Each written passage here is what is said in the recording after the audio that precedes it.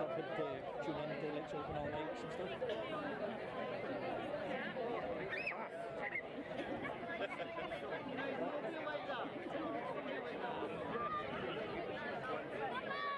Seems like Adam Hartless you've got there.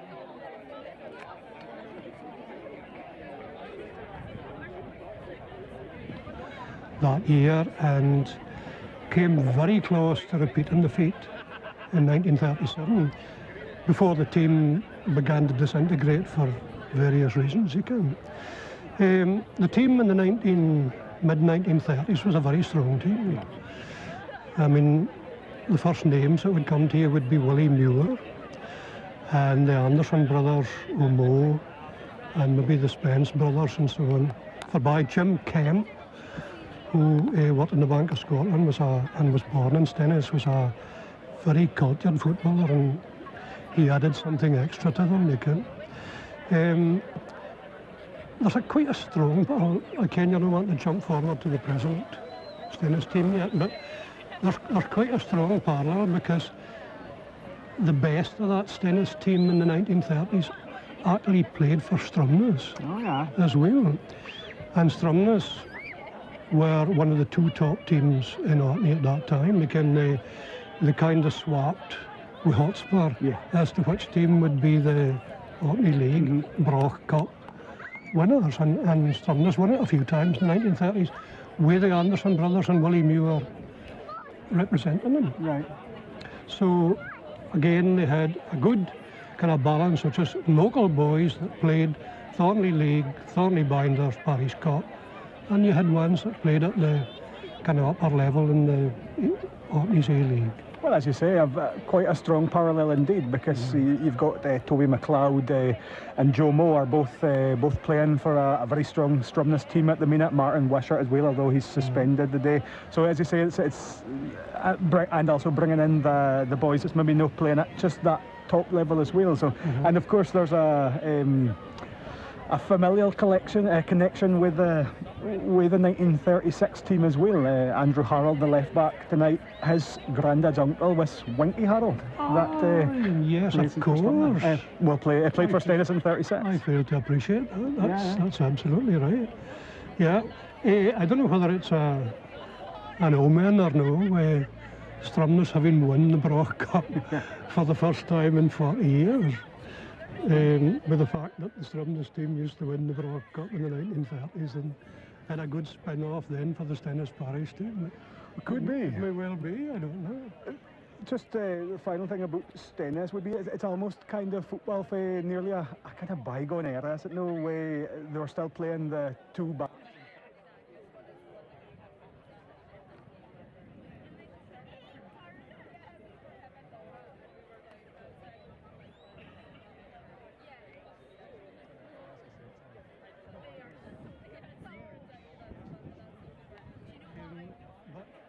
Having said that, different styles of play, etc., but the Parish Cup is the winner in all this. Yeah.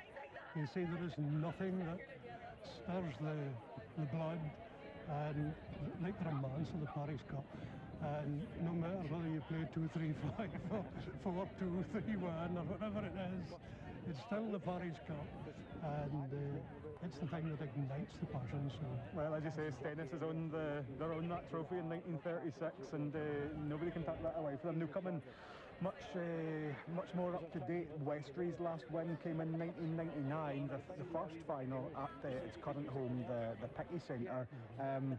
That team still won. Survivor for it, Stephen Tullett will start in goals tonight, I think.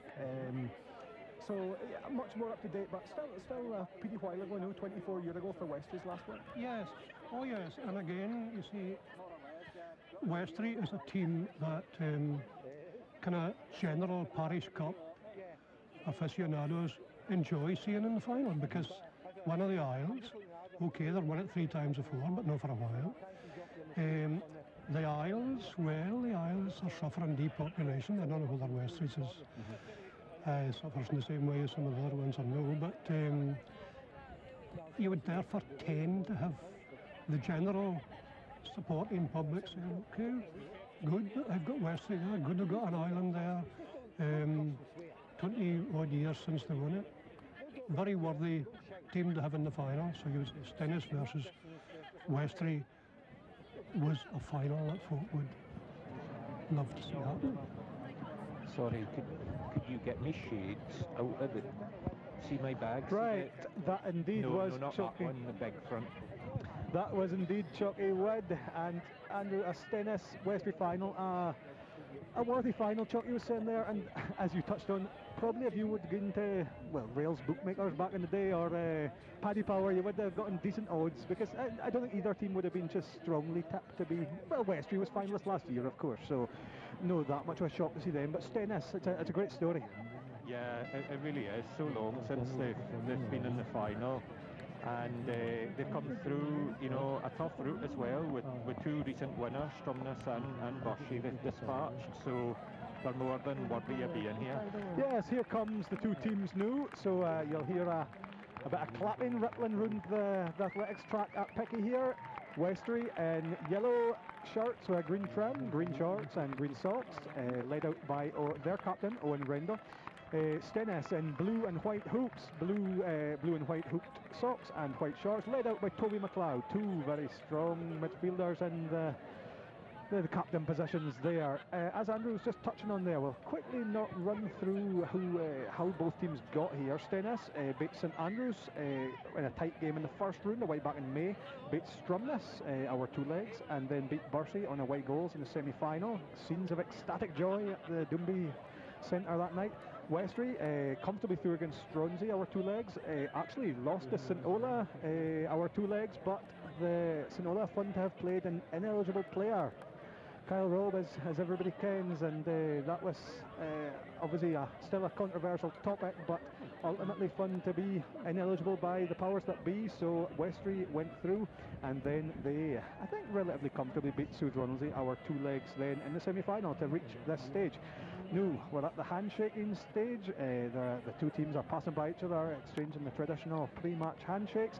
The officials team tonight is led by Remy Rendell. I'm sure a lot of you will ken Remy Rendell of Westray, twice a winner with Westray, but now the neutral man in black, and I'm sure he will just play it straight down the middle. That is what you do when you become a referee, of course. He'll be assisted by Liam MacArthur as fourth official, Scott Hamilton on one assistant duty, and George Brown on the other. So maybe they're trying to even it up with two Sandy men in the assistant positions, Andrew.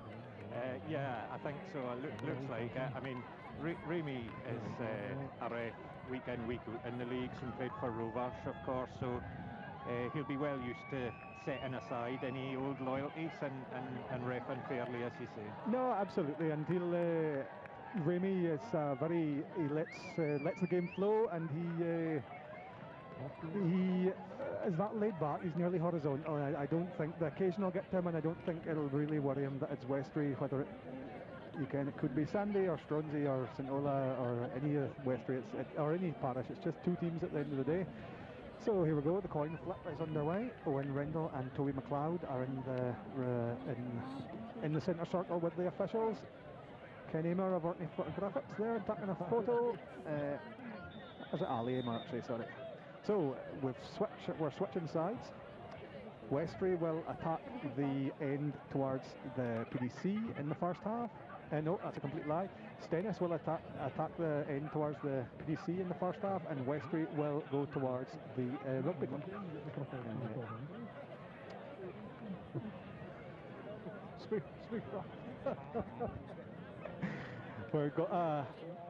We've just got somebody standing right next to the atmosphere mic there, so hopefully he's no swearing there, no swearing. So here we go, we're just about underway. Remy Rendell is just about to blow the first whistle of the 2023 Parish Cup final between Westray and Stenness. He's given the signal to both his assistants, a thumbs up, and we're just about to get underway.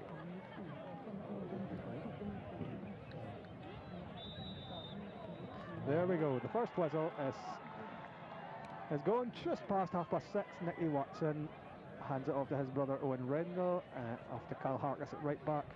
Johnny Draver gets a first touch of the ball, but he's dispossessed by Toby McLeod. Joe lays it off to Joe Moore. Joe Moore into Marcus Moore at right back. Ethan Merriman plays it forward to Toby. Some nice intricate one-touch passing by Stenness. And Andrew, good for both teams to get a couple of touches in the ball early on. Yeah, definitely. I mean, I think the first 20-30 minutes of Parish Cup final can take you a wee bit of surprise with the pace of the game. It can really take it out of the legs. So, you know, Westray maybe have a wee bit of advantage there, having been through that last year. Yeah. I think it's important for Stenness to settle down here, and it looks like they've won a corner early, so it's a good start for them. Yeah, a long ball for Ethan Merriman at centre-half towards their right midfielder Sandy Galbraith, and Sandy just kind of hustled Nicky Watson at left-back for Westray into knocking it over the line, and Joe Moore will get the chance to attack the first corner of this final. And it goes to the box. Number 11, Nickel Holland, rises highest, but it goes back in the box for Toby. It's just a bit pinball at the moment, but Westray will get a chance to clear now. There it goes. So Westray come forward now, looking for Conor Harkness, number 9 there. And Conor will provide plenty of pace up front for Westray, Andrew. Yeah, he's pacey forward. Equally, you know, I think Max Linklater, who's not long turned 16, but he's shown he's more than capable, and I watched him against Burshy, and he caught Burshy out a couple of times with his pace. So, you know, I think the experienced heads for Westray will need to watch that too. I was linesman in that game, and he nearly caught me out a couple of times with his pace as well. He's absolutely rapid, and he's got this tendency to stay offside, and then come back onside, which is what this young pacey forwards can do. Of course, they've got that luxury of having that bit of pace. So a second corner for Stenness here. They've again hassled Nicky Watson at left back into conceding that corner. So Joe Moore takes the second corner, and it goes. He's looking towards straight into the gloves of Stephen Tullock in the Westray net. So he'll be glad to get his hands on the ball early on. Johnny Draver plays it off to, I think that's Owen Patterson on this left hand side. Johnny back into Tullock and goals.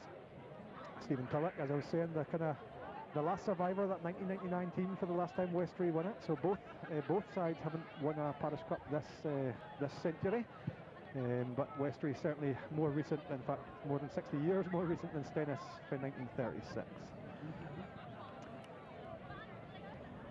Yeah, we spoke last year, Andrew. Stephen Tullock was, you can know his words, that would be his last game of football, but he's one more year obviously.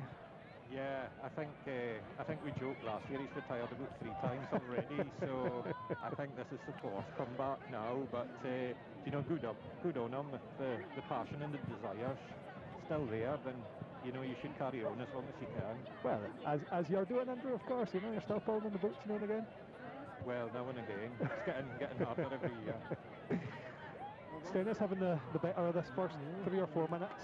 Ethan Merriman nods it back to his goalkeeper, James Linklater gets a first touch of the ball with his feet, and Ethan Merriman clears. Ethan, generally a Stromness Parish player, wasn't available early, and of course now lives in Stenness, and a valuable addition for Stenness. Andrew? Yeah, I mean, a huge bonus being able to get him. He wasn't available for Stromness earlier in the competition, so his dual eligibility. I like it. That was a huge bonus, because he's in a fantastic season for Stromness in the A-League. Well, yeah, no long won the A-League, of course, with Stromness, and what an achievement that was for the club, and what a night for the club as well, I'm sure. Yeah, quite a few celebrations earlier in the week, yeah. So hopefully Ethan and Joe and Toby's recovered for that tonight. Hopefully indeed. Here comes Nicky Watson with a header. Looks towards Owen Patterson on this left hand side, but it is stuck down in that left back area for Westray. They're having a bit of for Stenness. Stenness are having a bit of joy in that area, but it's noted out by a white and blue shirt for Westray throw.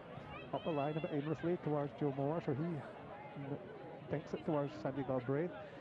Good tackle there, and Thompson lets it up the line, looking for that piece of Conor Harkness, but well read by Damien Sutherland. Damien Sutherland kind of reinvented as a centre back in this Stenness team. Yeah, I think that's been a really good move for them. He's obviously very experienced, and he reads the game so well back there, and also, you know, technically very good on the ball and able to play out for the bar. A lovely left foot as well. Yeah. Damien, I mean, best Kent for Thorfinn as I suppose a kind of flying winger, but as he creeps towards his mid-30s, maybe those days are a hint him, and He's slotted in that centre half aside Ethan Merriman, certainly for the second leg of that Barcy game anyway, and is looking really comfortable there. He lays it off to Nicola Holland. Nicola Holland up towards Max Linklater. Edgar Thompson goes across, and yeah, just makes it safe. Well covered there by Edgar, but you see the pace in the channels that Max Linklater can offer there. I just wonder if the Stenness boys are just, I guess their first thought is going to be get it in those channels for Max Linklater to chase. So here we are, 0-0 in the 2023 Parish Cup final. 6 minutes gone, and it's going to be a Westray goal kick. Stenness had the better of this first 6 or 7 minutes, but Westray looking largely comfortable. A very experienced centre-half pairing there. You're saying about Edgar Thompson covering wheel. He's playing alongside Colin Risbridger, so that's a real... they've played a lot of football over the years, Andrew, and been there and done it in a lot of competitions. Very much so, yeah. I mean, that's another strong area of the team, I think, for Westray. When you look at that and their midfield, you know, I think they'll be confident. Not letting Stenness through the middle, but at the moment Stenness are getting a bit of joy down this right hand side. They are that. There's Will Bradley getting his first touch on the ball, or first substantial touch on the ball, looking for his captain, but it runs through. But it's no. There we go. James Link. It kind of raffled through then Owen Rendell there, but James Link was fast off his line. The 51-year-old James Linklater, centre manager here at the Picky Centre, so a home game for him for sure, and he of course aims a ball towards, goes it forward, aiming towards his boy, his son, Max Linklater, one of 2 father-son combinations on the pitch, so that's got to be a pretty bit of Parish Cup final history there, I would thought, Andrew. Yeah, that's remarkable. I mean, it must be great for both families to see that. I know for speaking to James how proud he is to be playing with his boy, and yeah, great occasion for both families. No, it's fantastic. I spoke to James at the East Midland show right enough, and he's just putting, and I think the fact they were going to be playing in the Parish Cup final, no, really even set in quite yet a week ago, but they're here now. They're playing at this wonderful surface at the Picky Centre. Nicky Watson's been tasked with taking goal kicks. Stephen Tillett obviously just no fancying the by kicks, so something to watch out for. Obviously that'll create a bit of space in behind if the fullback's coming up for the 6-yard line. But it is the other fullback, Kyle Harkus, on the far side there. He launches it up the line from a throw-in, but it's launched straight back from Stenness. You can see the height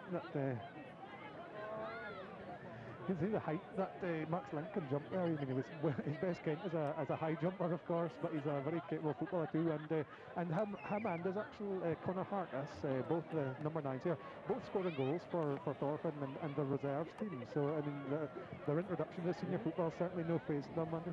Yeah, no, not at all. I mean, seen a bit more Conor play over the last few months, and he's certainly a very promising player, but Mark seems to have taken the senior football like a duck to water, really. He's come in and scored goals straight away. He certainly wasn't over on that second leg against Barcy. He led the line well, and team, I think it was both. He got 2 goals that night, did he? And or maybe it was just the one, I can't mind knowing, but he's as you say, just like a duck to water. Anyway, here is Erwin Risbridger on the right hand side. Plays it back to Will Bradley. Back to Risbridger.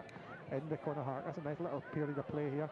Up and under from Will Bradley, but it'll draft out for a goal kick, and we'll see who. Looks like James Linklater's happy enough to take his own goal kick. So I'll run you through those starting lineups again in case you're just joining us. We are 10 minutes into the first half of the 2023 Parish final between Westray and Stenness. Stephen Tillett starts in goal for Westray. Back 4 Kyle Harkus, Edgar Thompson, Colin Risbridger and Nicky Watson. The middle 3 is Will Bradley, Owen Rendell's captain, and Johnny Draper. And forward 3 is Erwin Risbridger, Conor Harkus and Owen Patterson. Now for Stenness, fairly similar shape, I think, but James Linklater's in goals, Marcus Moore's the right back, Ethan Merriman, Damien Sutherland are centre halves, Andrew Harold is left back. Sitting midfielder is Adam Lyon, ahead of him Toby McLeod and Joe Moore, Sandy Galbraith's wide right, Nicola Holland wide left, Max Linklater front for Stenness. So yes, both playing kind of 4-3-3, 4-2-3-1 shapes, but evenly matched so far. Conor Harkness nods it on, but it goes straight to Damien Sutherland. He sprays it wide towards Sandy Galbraith, and it will keep it in. He will keep it in, and another Stenness corner. Yes, another Stenness corner signalled by Remy Rendell, third of the match so far. As you said, I know they're getting it's no that they're stripping Westray apart on this right-hand side, but it's proven a fruitful hunting ground at the minute. Yeah, it seems to be. I mean, Sandy Galbraith in the right-hand side's a good player, you know, strong and pacey, and I think he's causing one or two problems. There's the corner, goes in. Nicola Holland, a target again. He's a physical presence in the box there. Toby McLeod emerges with the ball. Something's been signalled here. I think it's a knock on somebody. So they're signalling for somebody to come on, the physio or the trainer. So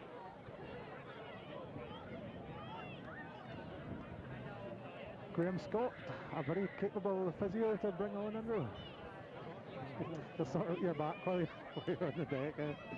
Yeah, might be a bit of treatment here. I think it was just a head knock for the corner for Nicol there, but hopefully he's okay to continue.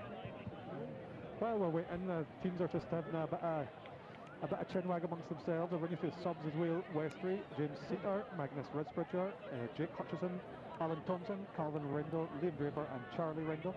For Stenness, we've got Ben Johnston, Zach Matheson, Andy Golightly, Graham Scott, who is currently tending to his patient, Craig Swanee, Tony Law and Stuart Moore. Stuart Moore gets a shirt at the ripe old age of 63 years old. And yeah, remarkable. I think that's a reward for all the work he's put in with the team over the last few years. He's been integral to getting Stenness Parish up and running again, and you know, that's great to see. I'm sure he'll enjoy that. Well, he has won a Parish Cup before, 1984, so nearly 40 years ago. So that is longevity and the dedication to the Parish Cup. You can absolutely. You touched on there getting this team going again, and it is remarkable because it's little over 10 years ago that they got a team going, and they teamed some real hidings in the early years, Andrew. But now they're here, they're beating teams like Stromness and Bursey, and they're competing on the biggest stage that you can in the Parish world. Yeah, very much. I mean, I think it would have been easy in those early years to not keep it going and to lose heart, but I think they knew they had a core of some really good players coming through, and now they're seeing the benefit of that. Yeah, no, and as we touch on there, you can obviously boys like James Linkletter and Stuart Moore, they can't go on forever, but they've got a core or a good team here that could go on for a lot of years. You can Toby McLeod and Joe Moore right in the centre there, and you can apart from those couple of boys I've touched on and maybe some of the bench, none of the boys are getting to the stage of thinking you can this starting lineup beyond James Linkletter that could go on for a good few years. Yeah, I think so. I think like we say, we've got a core there. And remember, there's a couple of really important players for them, and Martin Wishart and Robbie McVeigh able to play the day for suspension. That's right, we've not touched on that yet.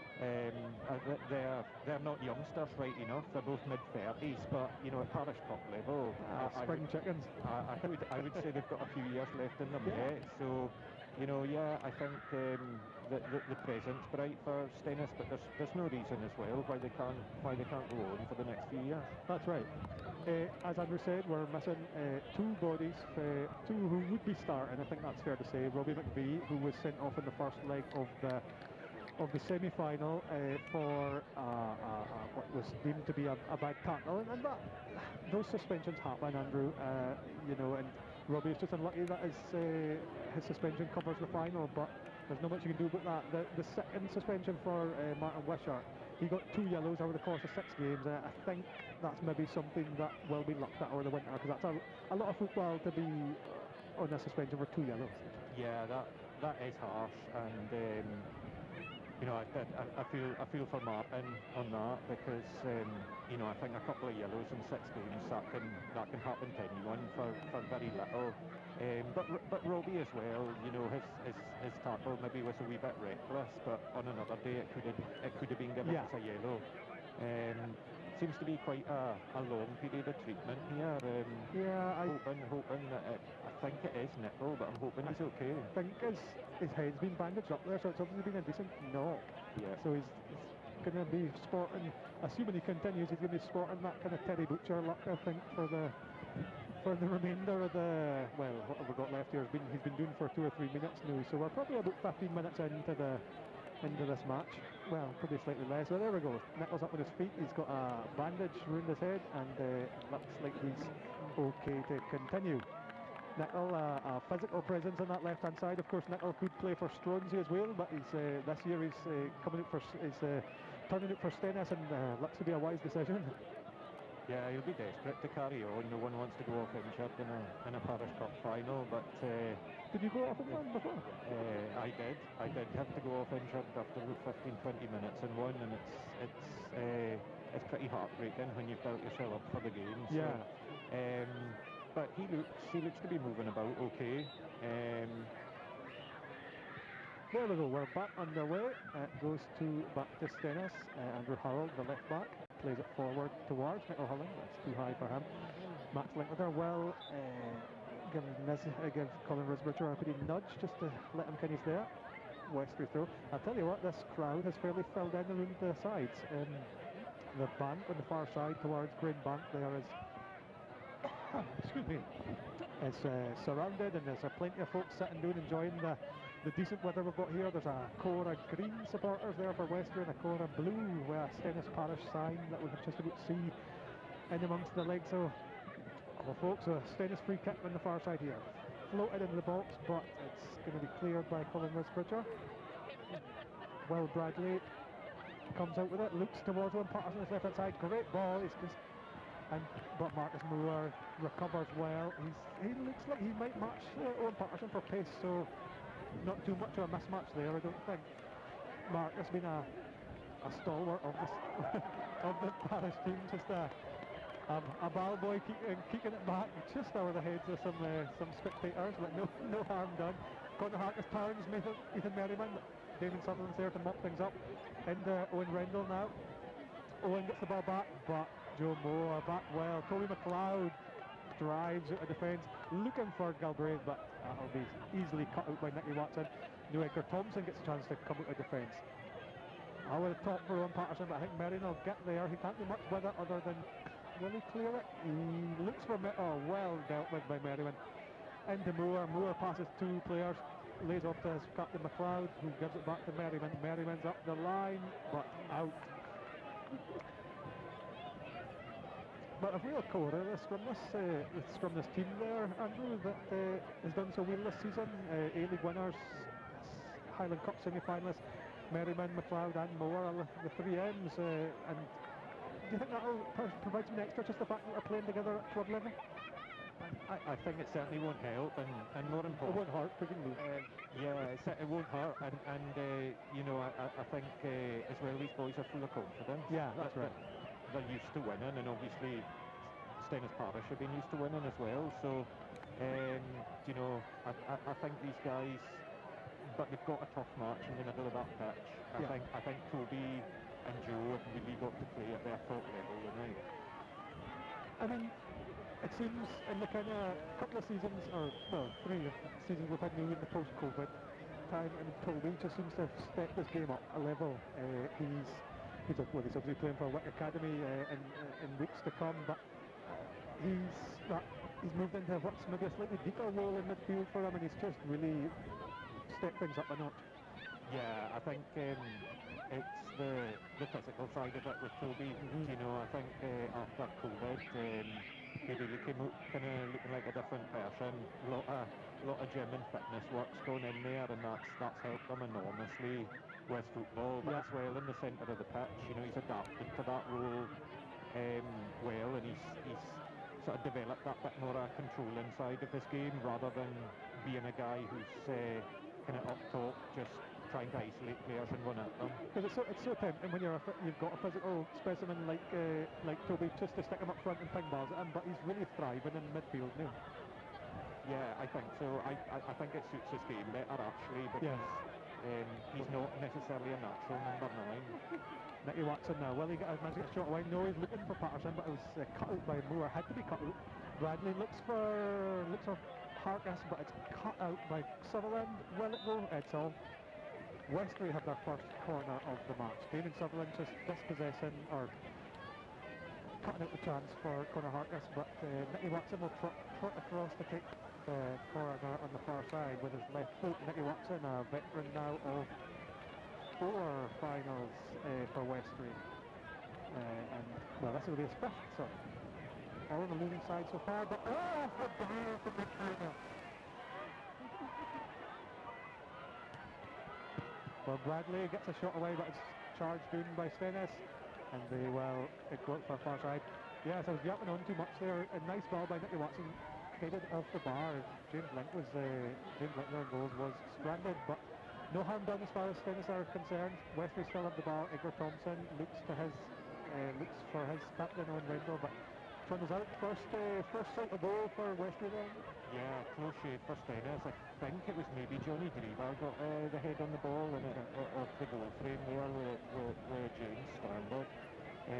But I mean that's the first time really we've seen anything created, and it really came for a fairly hopeful ball into the box rather than slicing open the defence. Yeah, that's right. Yeah, Risbridger up and under, looking for the pace of Conor Harkness, and with Ethan Merriman taking the goal kick, it played the whole lot onside, so that's just a slight danger, or having your defender taking the goal kick. So something to watch out for, but Conor Harkness is absolutely no slouch, so here he comes, safe corner, but can't control it. Damien Sutherland takes the ball out and looks up the line towards Max Linklater.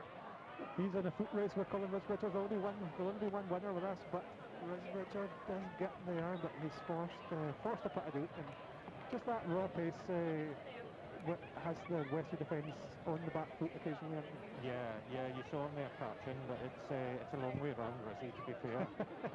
He used his body well and his experience.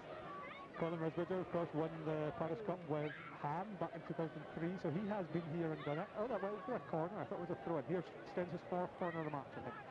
In towards the front post. Risbridger climbs highest. Johnny Draver nods it on. Harold, will he get a shot away? He won't, but Toby McLeod might get the opportunity to do so. That'll be a foul. It is, yes. Toby just used his body well there. I think that was Will Bradley gone for the ball. He might have got a touch on the ball, but he fouled the man in doing so, and I wonder if Toby McLeod, Stenness captain and midfielder, is shaping up to have a ping here. He'll be fully 30 yards out, but he won't be shy of hitting this, I don't think.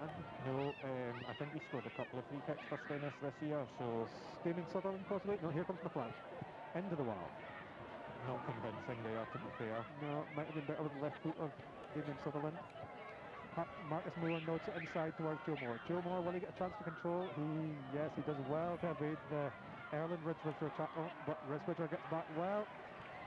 Nicola Holland now, the bandaged Nicola Holland, and Damien Sutherland looks wide again, and a nice cultured left foot of Damien Sutherland looking for the big diagonal pass, but no joy this time. Thompson telling his winger to get forward, looks for Owen Patterson here. Ethan Merriman is mopping everything up quite capably at the back there, aren't they? Yeah, very much. Oh, Adam Lyne caught in possession. No harm done though, because it trundles to Joe Moore. Sliced out by Joe Moore. But yeah, Ethan having a solid start to that.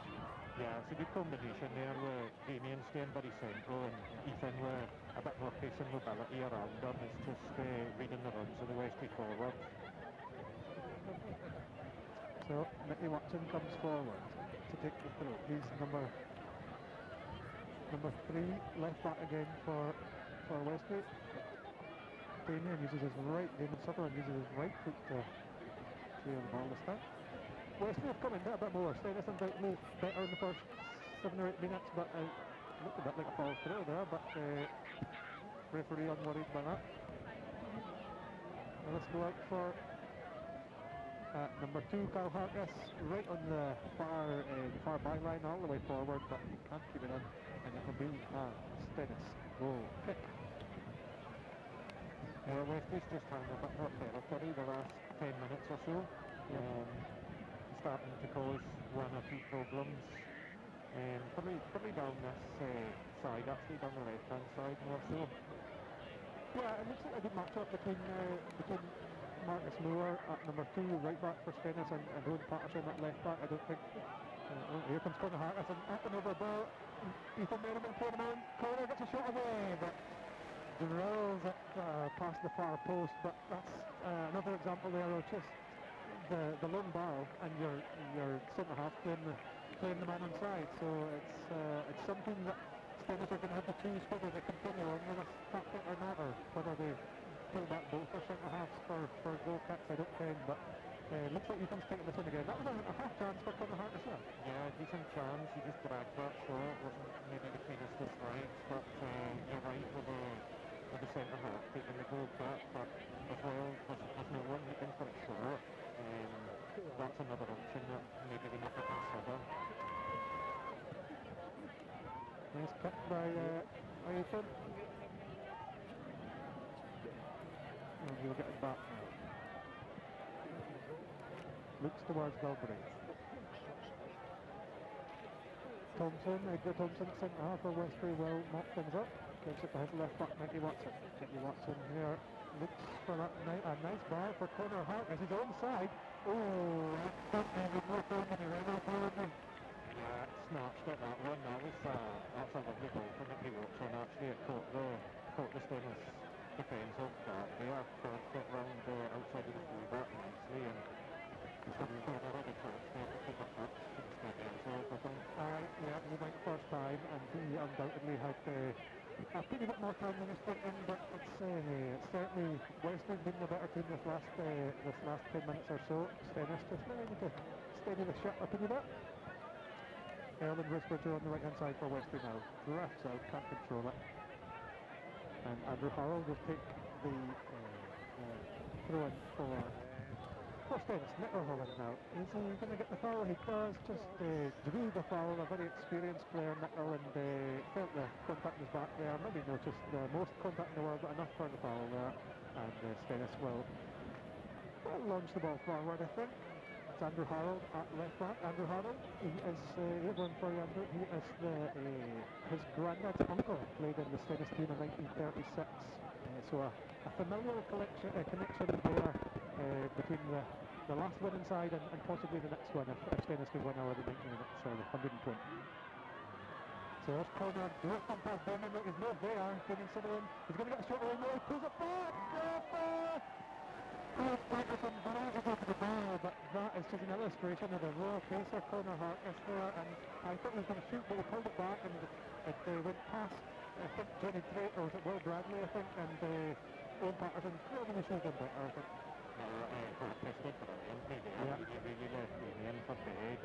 I think that's something he'll be looking to stay over on that side against Damien, because he's clearly got a huge advantage in terms of pace. It was actually a good cutback.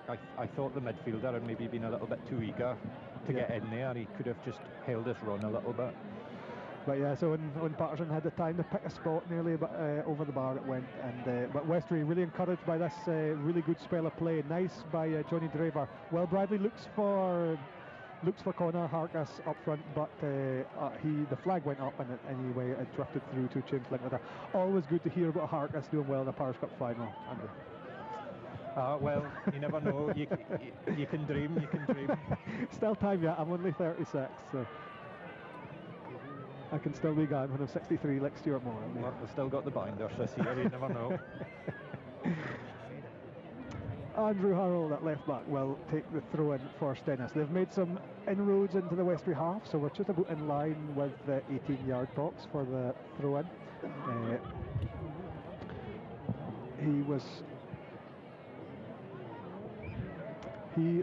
Kind of slightly long throw. Nicola Holland nods it off of a Westray defender, and it goes out for another Stenness set piece. And you kind of feel on the Stenness haven't quite been able to open Westray up yet. The set pieces could be important.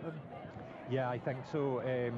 Westray have got a stranglehold on the midfield at the moment, and then they're able to release their fast forwards, but Stenness have in a number of corners. Yeah, here comes the 5th or 6th, but again finds a Westray head instead of a Stenness one. Owen Harold, does he? No, he's gonna. I thought he was gonna give it back to Joe Moore, but he attempts to cross himself, just charged down by a yellow shirt. Joe Moore into Toby McLeod, back to Andrew Harold. Andrew Harold tackled by Owen Rendell there.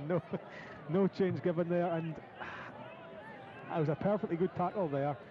I wonder if, well, it's gone out now because Andrew Harold's doing. I understand he was struggling with an injury in the build-up to this. I think he got a bit of a knock to the ribs on Tuesday night playing for Rendell, and whether that's been in the back of the mind of Owen Rendell there, I'm certainly not suggesting there was any intention to hurt, but he maybe just gave him a bit of a nudge to let him ken he's there. Well, that was a pretty typical full-blooded Owen Rendell tackle. You know, I think he's well known for that. It was a fair tackle, and he just caught him with a follow-through. Yeah. But I think it's more his leg he seems to be holding here. Yeah, I think he hurt his ribs on Tuesday night, and I think he obviously he's perfectly fit to start, but I think there was some doubt earlier in the week, but this one appears to maybe be his leg. He's maybe, as you say, Owen Rendell following through a strong challenge, and Andrew Harold just certainly been let known he's in the game by the Westray captain Owen Rendell. So he's limping, but I think he'll be okay to continue. Again, as you said, Andrew certainly won't be looking to come off at that early stage, and yes, I think Mr. Harold at left back will be okay to continue. But Owen Rendell and Toby McLeod, soon to be Wick Academy teammates, I think, Andrew, and it shows you the quality of the players that are playing in this game. Yeah, it's good to see more Orkney players getting the recognition and the opportunity to go and play at a higher level. And yeah, Owen certainly taking that opportunity this year, and you know, Toby and Jamie Flett both did well for Wick last year. Up and over, Connor Harkness looking for the ball, but Ethan Merriman showing all his experience there. Yeah, both. I went over for that cup game with Toby and Jamie Flett when they played Falkirk last year, and great to see Orkney boys playing at that level, and by no means looking out a place at that level either. No, not at all. So here comes Sandy Galbraith in a foot race against Edgar Thompson in that left back area. Edgar Thompson knocks it out, but certainly no question of a foul there. It's just two strong players going for the ball. Edgar just taking his time getting up here. Sandy's a really awkward opponent, someone I've played against and played with, and he's physical. He's one of that guys that's all kind of elbows and in about you the whole time, and he's strong and got decent pace. So the Westray physio gets his moment in the limelight. He trots on with the bag, the magic sponge, the 10-year-old Vaseline, the deep heat bottle that's nearly empty if it's anything to go, if Firth Medibags for years gone by or anything to go by. Well, hopefully Westray's invested in some medical equipment after last year, but it does seem to be a bit of a sore one here for Nicky. Or is it Edgar? It's Edgar, number 5, Edgar Thompson. He's obviously, he'll have to go off and come back on again. As is the rule. I think that's Calvin Rendell acting as physio. So he trots off. Edgar will wait for the signal for Remy Rendell to come back on. So here we go.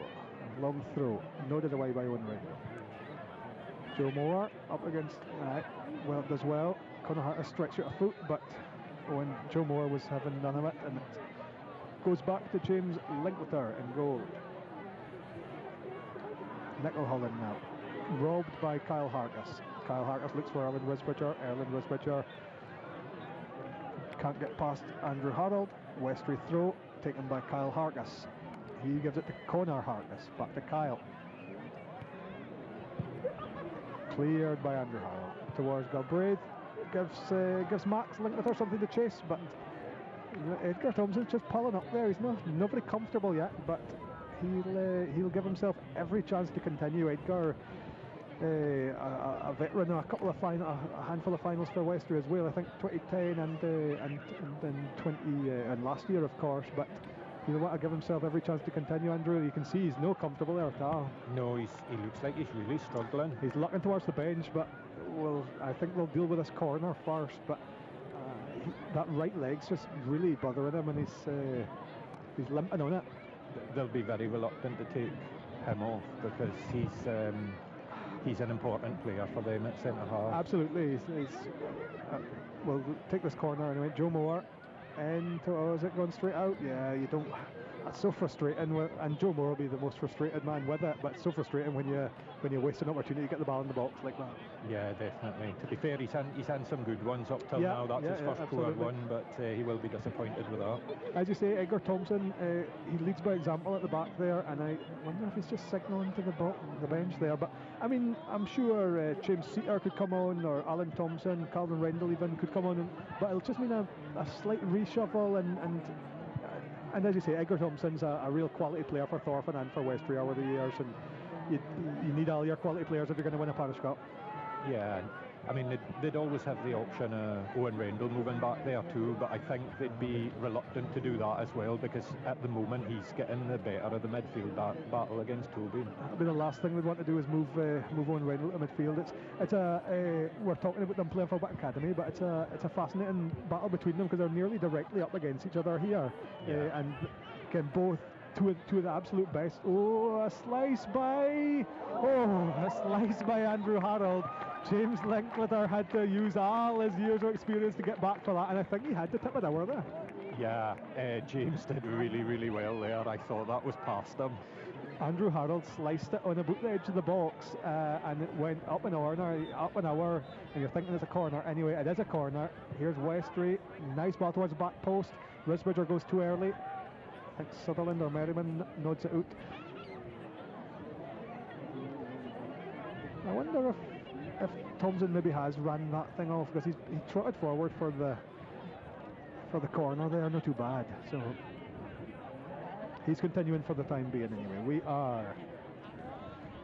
We are about 35 minutes into this Parish Cup final. There's a lengthy stoppage for a head knock to Nicoll Holland, so there'll be maybe 10 minutes or so until half time. Risbridger looks for Conor Harkis. He turns, but Merriman's there. Nice pretty ball to Andrew Harold, who nods it forward.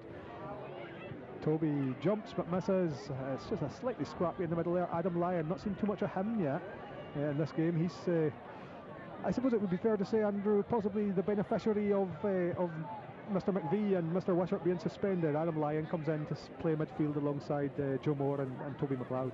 Yeah, definitely, and I'm not sure how much football Adam plays regularly, but I think he's playing up against three really good elite players in there, and I would say he's someone that potentially they might need to change as the game goes on, because just the pace of the game and the ground he's going to have to cover.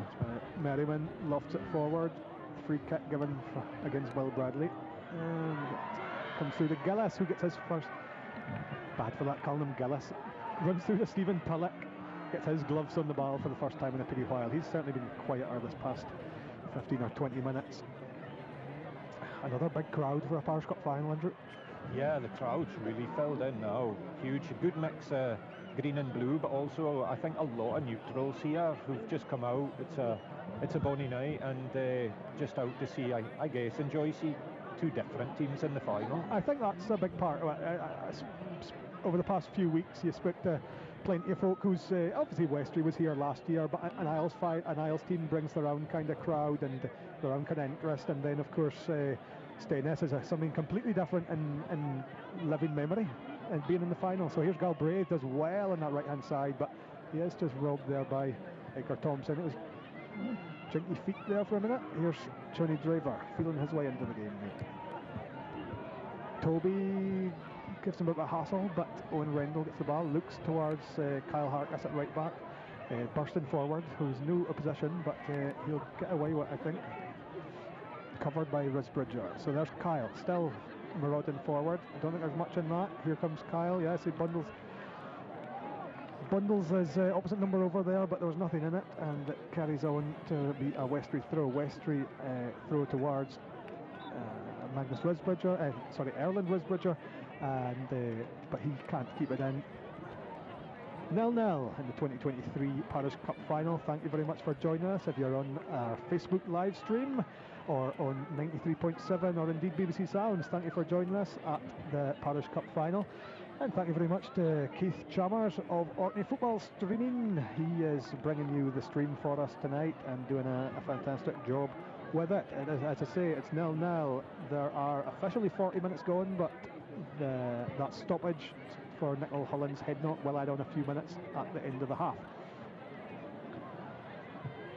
Joe Moore is really strong in the tackle there.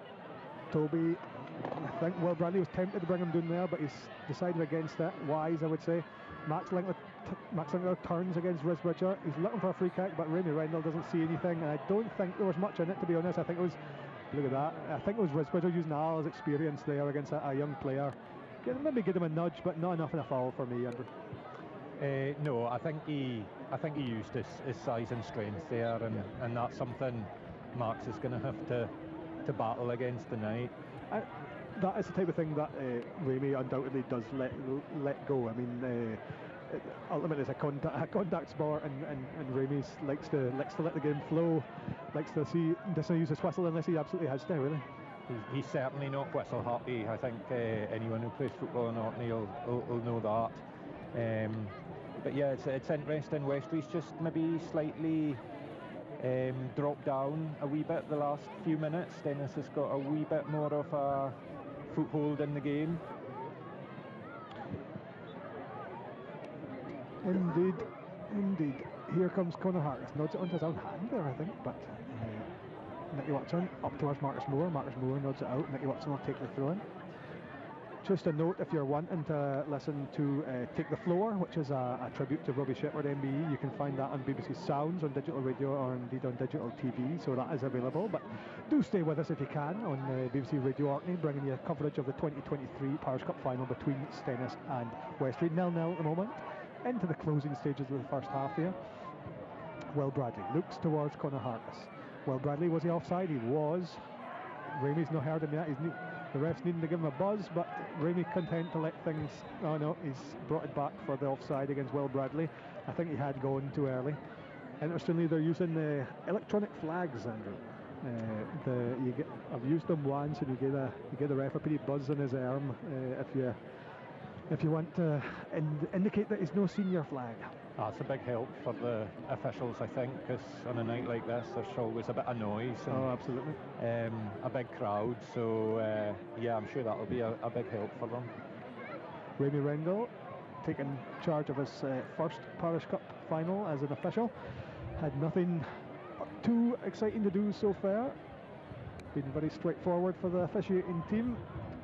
Free kick launch forward to Merriman towards Linkleter, but Risbridger clears. Colin Risbridger playing at number 4 at centre half. His son Erland playing right wing for Westray. My apologies. Owen Rendell gets a yard of space here. He drives forward. He looks for Will Bradley. Will Bradley moves it on to Magnus Erland Risbridger.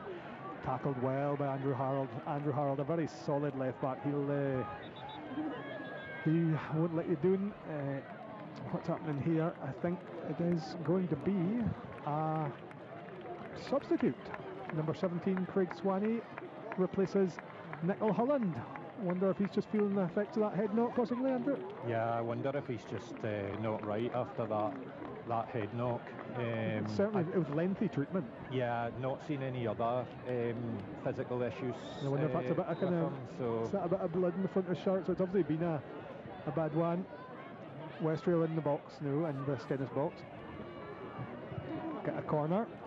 So that's the first substitute of the match, just coming a couple of minutes before half-time. Nicholl Holland, who went down with a head knock after around 20 minutes, is replaced by Craig Swaney. Craig Swaney, I understand, making his first Parish appearance of the season, and what a time to do it. Yeah, I believe so. He hasn't been available for the earlier rounds, but I think they'll be glad to have him here Here's tonight. the corner. Nicky Watson, great ball. Looks towards. Oh, what's happening here? It can't be. A bad one there by Mr. Owen Rendell. That corner there, a great ball by Nicky Watson, and it drifted towards number 11, Owen Patterson, here at the back post. He couldn't get a clean connection on it, and Stenness were able to clear, but that was a half chance again. Oh, very much so. It was a lovely delivery, and it kind of half fell to Johnny Drever then too, and it was just behind him, and he couldn't get his feet sorted. Stenness will feel slightly fortunate to escape there. Here's Craig Swaney getting his first touch, lays it back towards Joe Moore, but Conor Harkness intercepts, and Toby McLeod does the same thing. Up the line it goes for Andrew Harold towards Risbridger, who nods it down to his right back. Well, Bradley, well, a few yards of space. Cut out by Lyon there, nice little block. Johnny Draver, who had that half chance just not long before half time, I don't think. We're into added time at the end of this first half. 0-0. Westray have hit the bar and just had a half chance from a corner there before. Stenness did have a series of corners earlier in the half, but haven't really tested Stephen Tulloch as yet. So I think it's nearly been as we expected in this first half. Andrew, it's been nothing between the teams, and looking like it could be a tight battle. Here's Max Linklater, gets a sight of the ball within on the 18-yard line, but can't bring it down. Yeah, I think Stenness will maybe be slightly disappointed they haven't created one or two more chances in this half, but to be fair, the Westray defence has been really solid. It's been resolute, that's for sure. Pulled back by Andrew Harold on the Risbridger on the right hand side, and that will be a free kick, so Westray with another chance to get into the box.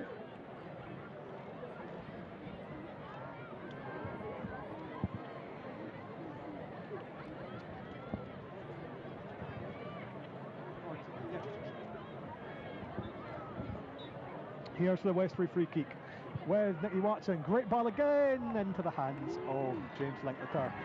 That left foot of Nicky Watson's proven fruitful from the set pieces. Andrew, that was an excellent delivery again. It was just really begging for a toe or a head on that one.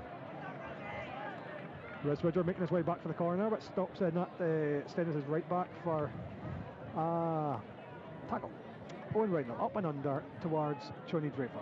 Ethan Merriman takes a look over his shoulder. He will have a chance to clear the ball. He does indeed do that, but only as far as halfway up. It's interesting if you watch neither keepers obviously taking the goal kicks, but also both defences have been somewhat reluctant to play pass backs to them. So yeah, well, that's true. They're clearing it rather than, and it's no that they're. I'm sure they're no don't trust their goalkeeper, but it's that is a pattern we've seen indeed. Here's Adam Lyon and Marcus Moore kind of arguing over the ball, but Marcus Moore, there's Edgar Thompson really looking uncomfortable. Gives Max Linklater a chance. Max Linklater gets a shot away, but I think what happened there maybe is Edgar Thompson just looked basically half injured, and Max Linklater was able just to get the shot, get away from him, but between Risbridger and Thompson, they put enough pressure on him that it really trundled out, but I didn't think Thompson just looked very comfortable there. No, he didn't there, but I think as well that's something that Max is good at, is just playing on that. Playing on the line, shoulder of the last man. Galbraith, a really nice battle with Bradley there, and he comes out the winner, but has passed Max Linklater is a bit ambitious, even with the pace of young Mr. Linklater. 16-year-old, I believe he turned 16 between the legs, so the two semi-finals against Bursey. So in fact, it might have even been when we were in Guernsey for the Island Games. We'd have put hands with that anyway. And a real asset when you are a Orkney Parish and we're no big pool, when you can get a boy coming through at 16 and looking to play as some bonus. Andrew. Yeah, I mean, huge bonus, and again with the two guys suspended as well, yeah. You know. Great ball by Patterson. Slight miscommunication between the between the goalkeeper and the left back Andrew Harold, but Andrew Harold does what every good defender does and marks it safe first and listens second, so headed out for a corner. This is probably approaching the last action of the half. We're 5 minutes into added time. Patterson will take the corner kick. Risbridger's on the end of it, but it's just behind him. He can't do anything with it.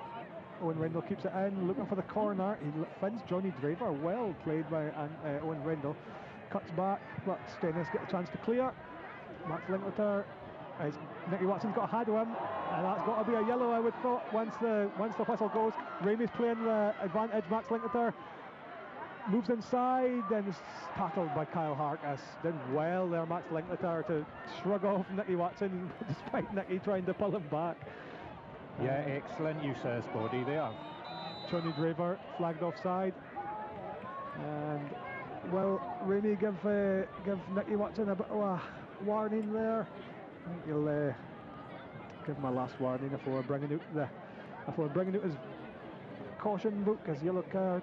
Surprised that's not a yellow, because it looked deliberate and he pulled him back. Yeah, it's certainly been lenient would be the word, I would say, because and by the letter of the law I think that would be a yellow, but Nicky Watson's the fortunate to escape a yellow there. Ethan Merriman punts it forward towards Toby. Excellent in the air. That's a massive part of Toby's game. He's so good in the air. Yeah, he's got a tremendous leap on him, but we've not seen that much actually No. tonight, because Owen Rendell, you know, that's a real 50-50 matchup, Yeah. you know, I think, but he did well there.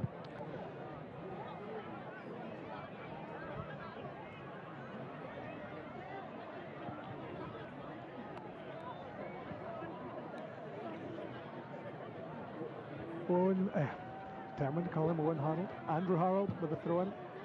Gets it back, nods it forward, out for Westray throw. And Kyle Harkness, so doesn't get the chance to take the throw in. It is half time here at the Picky Centre. 0-0 between Westray and Stenness. Neither side just taking control of the game so far. Stenness better in the earlier stages. Westray decent in the second half of the half.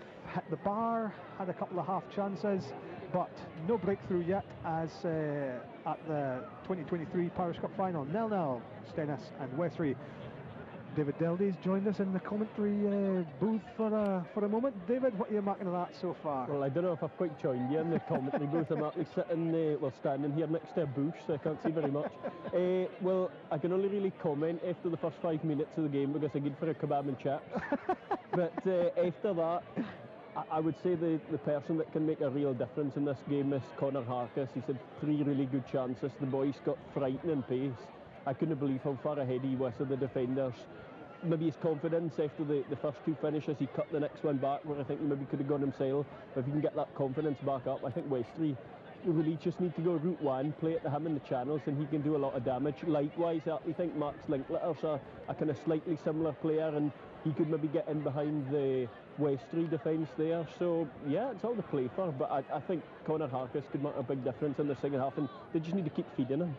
Yeah, I think they've made more use of that in this first half. They're getting a bit of joy in those channels. Max Linklater is feeding off scraps, really, Andrew, and not quite. Stenness haven't really gotten into their rhythm yet, I don't think. No, I don't think so. I think, you know, we spoke before the game about how important the centre of the pitch was going to be in terms of how the game went, and both teams quite strong in there. But for me, Westray's edged it in there. With Will and Johnny and Owen, and I think that's given them the platform to start creating chances for Connor Harkness, as David said. Well, the Bairns have made their way onto the pitch for a traditional half-time kick-about here at the Picky Centre. The crowd are making their way for a half-time refreshment. David, how was the kebab and chips?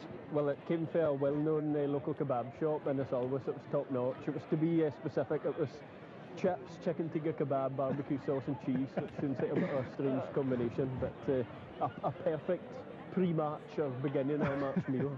A perfect county show night tea, yeah.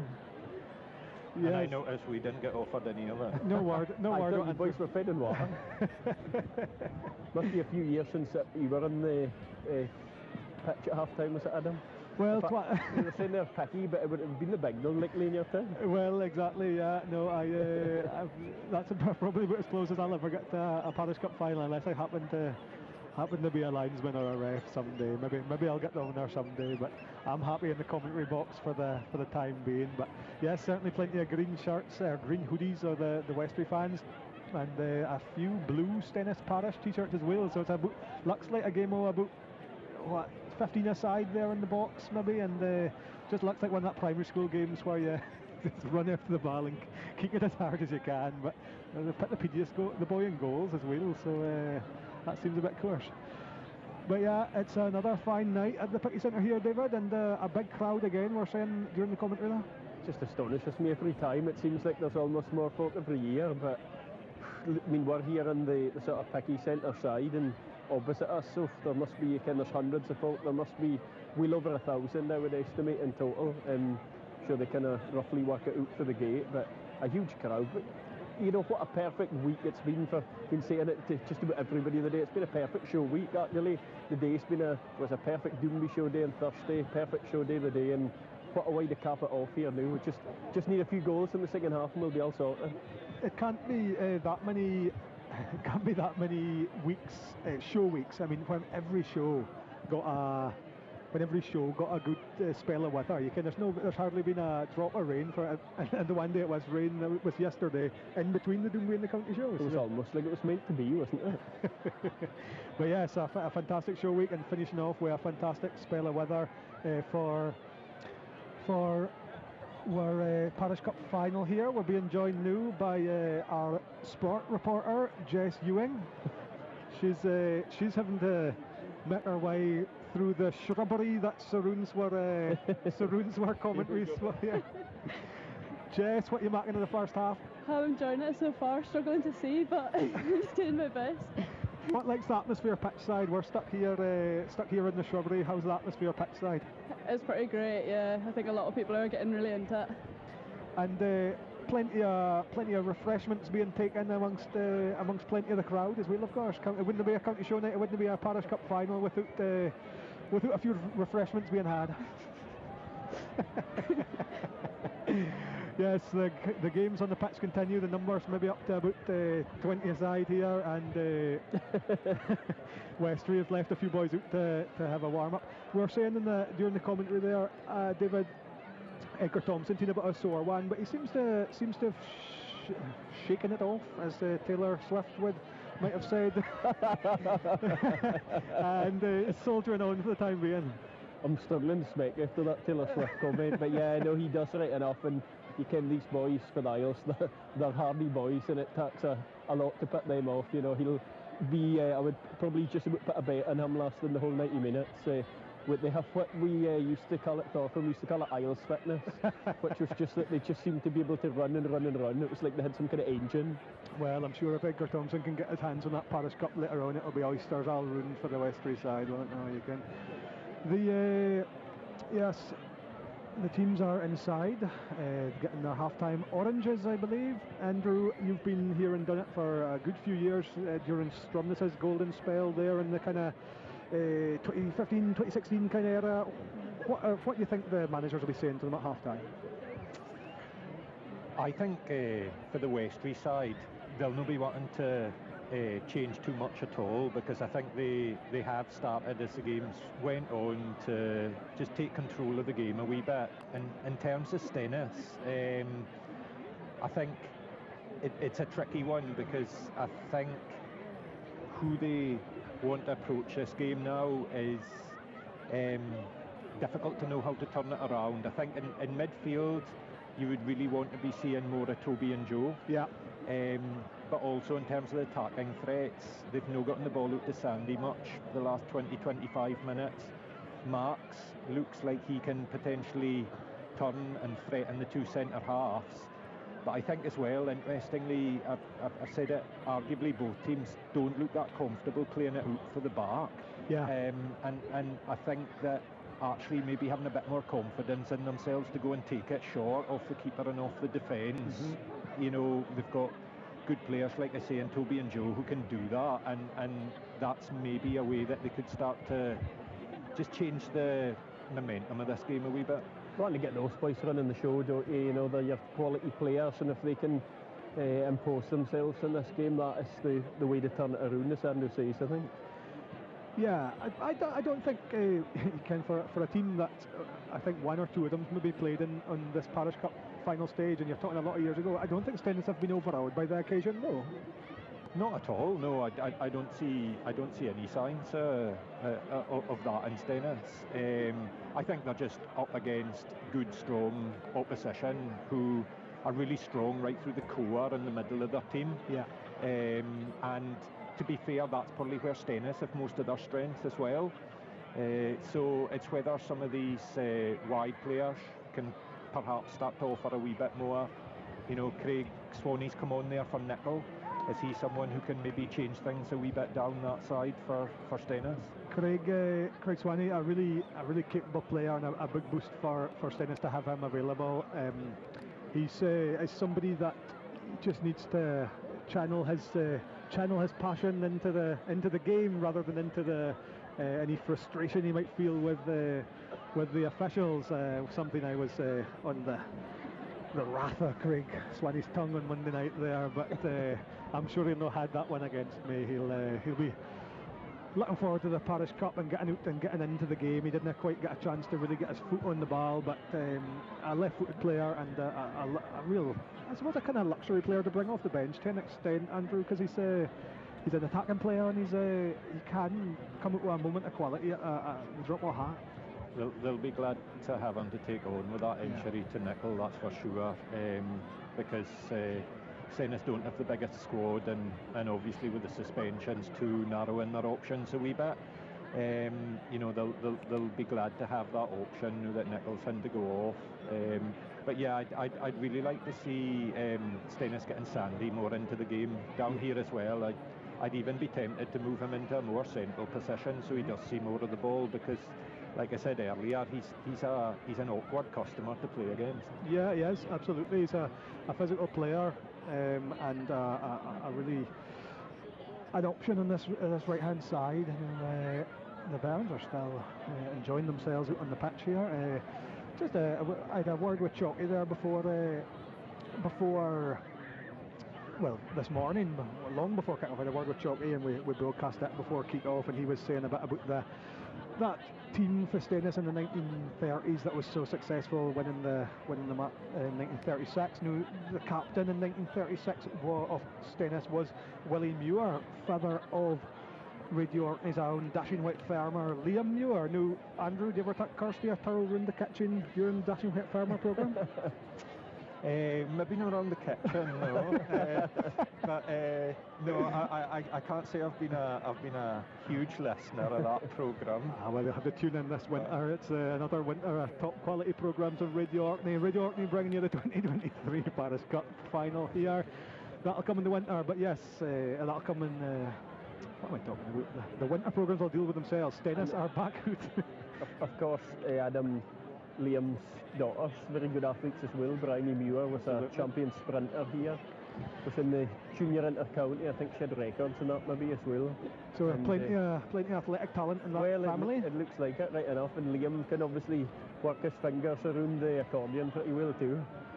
Yes, I'm sure Liam will be listening, and possibly some of his family as well. So hello if you're listening. Hello to everybody. You are joining us on Radio Orkney. The 2023 Parish Cup final between Stenness and Westray. The second half is just about to get underway in a few moments. The teams are back out on the pitch. The young Barons are trudging off. Just one pretty fellow with a Stenness shirt is now off. No sign of any changes in the second half. Just the one substitution so far. Thank you for joining us on 93.7 FM, BBC Sounds, and on Facebook's Live. There's plenty of folk watching on Facebook Live as well. And the two teams are just lining up. If you're looking for Attack the Floor, it is available on BBC Sounds or on digital radio. But do stay with us if you can. tribute to Robbie Shepherd tonight. I'm pretty sure the Dash and White Farmer might be here, being a Stenness man himself, but I'm sure he was a bit torn. There we go, there's the second half underway, and it's Stenness getting the underway for the second half of this final. We are between Stenness and Westray. When Rendell looks towards Erland Risbridger on the right hand side, and Toby McLeod gathers the ball, curls it stone dead. Well, lovely touch. Adam Lyon looks towards Galbraith. Galbraith looking to get more involved now. Galbraith back to Joe Moore, tackled by Will Bradley. Up and under by Merriman. Don't think he quite caught that as he meant to, but Joe Moore gets his head in it. Joe Moore, I've been really impressed with him so far, Andrew. He's everywhere nearly, and he's given them absolutely no peace in the middle of the park there, Westray. Yeah, no, Joe's put in a good shift, as he does every game, to be fair. He's a player with a really good attitude and just works so hard for the team, whatever position you put him in. Another one that's really developed in the past couple of years, for maybe being on the fringes of the Stromness A team to now being a starter. Yeah, I think he's in a great year, and you know, it's always beneficial when you come and play with, you know, probably slightly better players than he'd played with before. Yeah. And I think he's benefited for that. So we are just a minute or so into this second half, 0-0 still, if you're just joining us, between Stenness and Westray. Damien Sutherland now tasked with attacking the goal kick. Of course, Joe and Stuart will be the third father and son Of course, yeah, I was combination. actually forgetting about them. That's only just struck me now, but 3-1 final, where, I mean, Stuart is on the bench, same as everybody else. We're probably no expecting to see him, but a third father-son combo is quite remarkable. Toby McLeod now gets a shot away, but not one of his finer efforts, and drifts wide. no, nearer the corner flag than the goal, unfortunately. But you see there with that wee passage of play how quick Westray are to get two men on Toby as soon as he gets the ball. Yeah, that's obviously something I think they've identified before the game, that he's their main man, and you know, Owen's never very far from him, and either Johnny or Will's in there pretty quick as well. Yeah. It's probably something they've spoke about in the build-up, I guess. You can Stenness capable right through the team, but undoubtedly the superstar is Mr. McLeod. And that's obviously a tactic you've picked out there, indeed, Andrew. Here comes Toby in there, rises highest, but Owen Rendell picks up the scraps. Just and it is scrappy just at the moment, but Westray have the chance to build something. Nodded on by Conor Harkness, and Owen Patterson worth chasing there, and just gives James Lickler a nudge just to let him Kenny's in the game. James, no, to be fair to him, no really had a save to mark yet. Neither goalie been tested as yet, although Westray had those half chances, but neither goalie really had to dirty their shorts, as it were. I think the one for James was the slice for Andrew Harold. Oh, of course, yeah, of course. He did do very well with that. Here's Will Bradley on the edge of the box. Shuffles wide to Risbridger, but sliced by Risbridger. So Max Lickler, well marshalled by Colin Risbridger at the back. And just, as you touched on there, playing men like Colin Risbridger is a fantastic way to build up your tolerance to senior football, Andrew. Yeah, I mean, a wealth of experience here that Colin's got, and even though well into his 40s now, he's still an excellent player. Yeah. Still in perfect shape as well. Well, I don't think he got to that, but nor did Max. But he kens he's in the game now. He's in a pretty bit of a wind in there, I think, for Johnny Draper. But again, nothing in it foul-wise. It was just a physical altercation. Adam Lyon clears it out on the far side there. Remy Rendell, the referee, stops things for a minute. As I say, Max Linkletter just given a good shoulder-to-shoulder challenge by Johnny Draper, and he's just taken a pretty bit of wind to him, I think. Yeah, that looks like a sore one for him. He kind of not quite crumpled, but he just could see he was, that's a sore one. Yeah.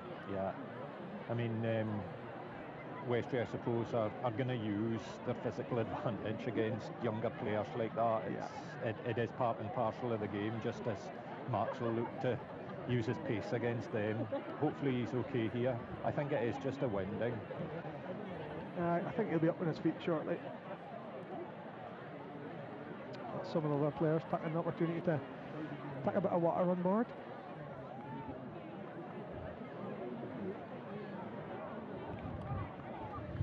The hospitality tent looks busy enough over there, Andrew.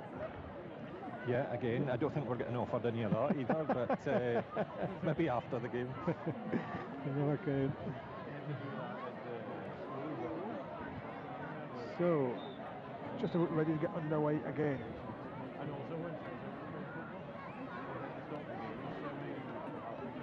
Well, Bradley back to Nicky Watson at left back. Nicky plays in corner down the channel again. Great ball and a fantastic ball towards Risbridger. Tries Erling Risbridger ties to wrap his right foot around it, but just couldn't position his body to get a shot on target. But just another example of that channel running by Conor Harkness. Yeah, that was excellent by Conor again, and a perfect ball into the middle. I think Risbridger just had to take it with his left foot. Yeah. But obviously a right-footed player and tried to shape his body, but it didn't work out. Here's Galbraith. Owen Wendell nearly taking the shirt off him. Well, he's not pulling him, but he's just absolutely letting him kind of there. Toby emerges with it. Toby McLeod, Adam Lyon, new. Up towards Galbraith. That's a yellow ball, Westray ball on this side. Marcus Moore not that enthused, but it is indeed a Westray ball. 0-0 here at the 2023 Parish Cup final. We're just over 5 minutes into the second half, so 40 minutes to go. Oh, that's a tricky one. What's going on here? The Stenness centre half was robbed there, and it drifted through to change link return. Not Alan Thompson, Tony Draver was just on top of him in a flash, and he did well to clear it, but it was a bit of pinball in the box there for a few moments. Well, Damien just seemed to, whether he went to sleep a wee bit or just didn't realise how close the Westray forward was, he was just a wee bit lackadaisical there, and they got the toe in, and I think it more hit James in goals rather than him consciously saving it. But they get off for one there though, because that was that would have been a devastating way to go behind in your first Parish Cup final in 87 years, but or 86 years, sorry. But they get away with it.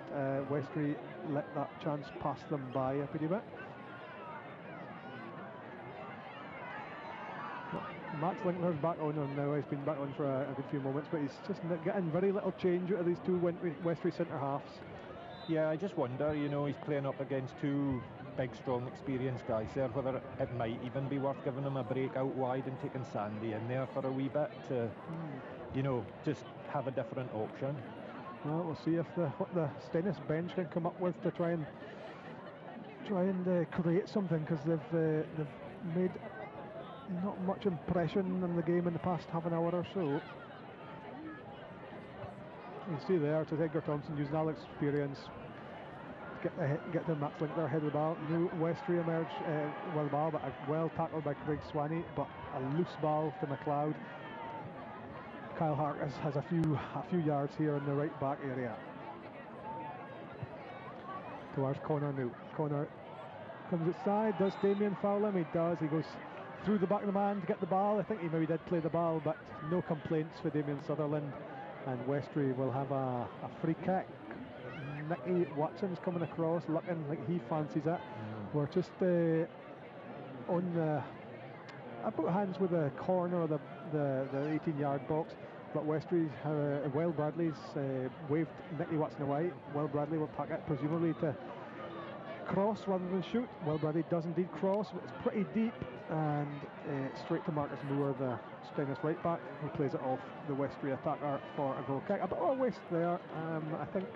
I wonder if the left foot and maybe get a shot on target there would have been the order of the day. Yeah, I thought that was made for Nicky to sort of whip a cross shot in towards the far post again. Damien Sutherland nods, plays it forward. only as far as Nicky Watson in the left back area. He looks towards Johnny Draver, who nods it on. Damien will not play it back to his goalkeeper. He is forced to give away a throw in. Another example of maybe just a pass back there would have been better than a pass forward, but on we go. Marcus Moore looked pretty comfortable at right back so far. He plays it out, but he has managed to find a Westray man on the way, so a Stenness throw in the right back area.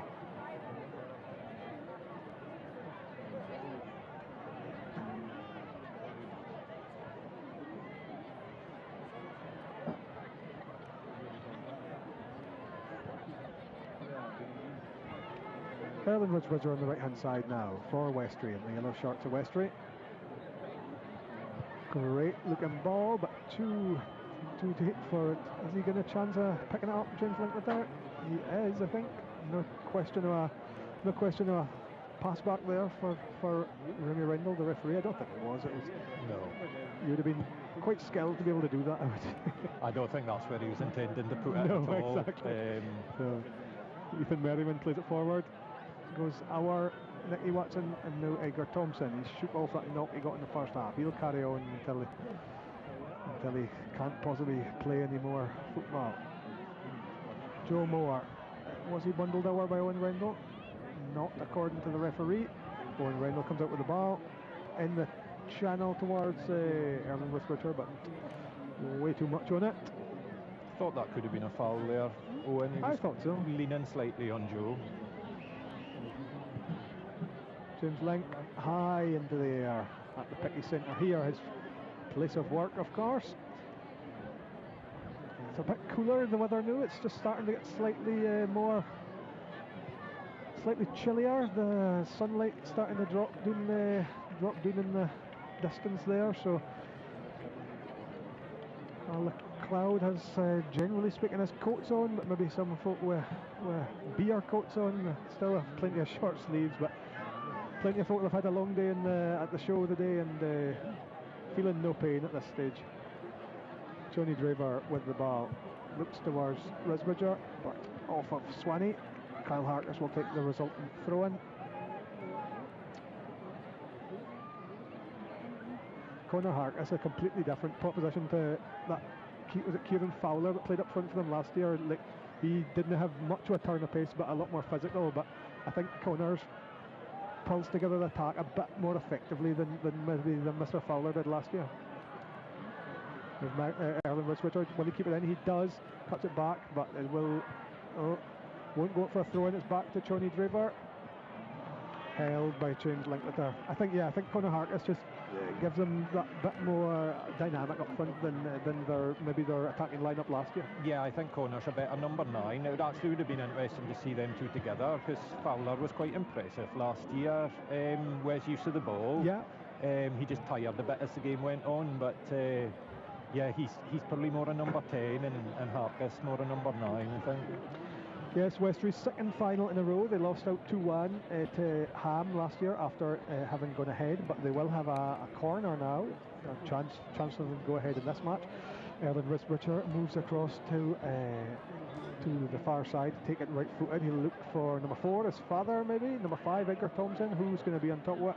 It drops in the box for Johnny Draver. Thompson will get a shot away, but it's over the bar. Never a clear-cut chance there, but Damien did well, actually slid in there and gave Edgar very little to shoot at. I think used his body well. Certainly been mainly Westray in the second half, though.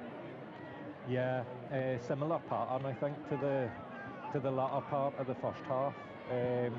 Again, I think I've said it a couple of times now, but the centre of the park, I think Westray are got a bit of a stranglehold in there at the moment. Toby will be desperate to get more involved, but he's just being crowded out there at the moment, isn't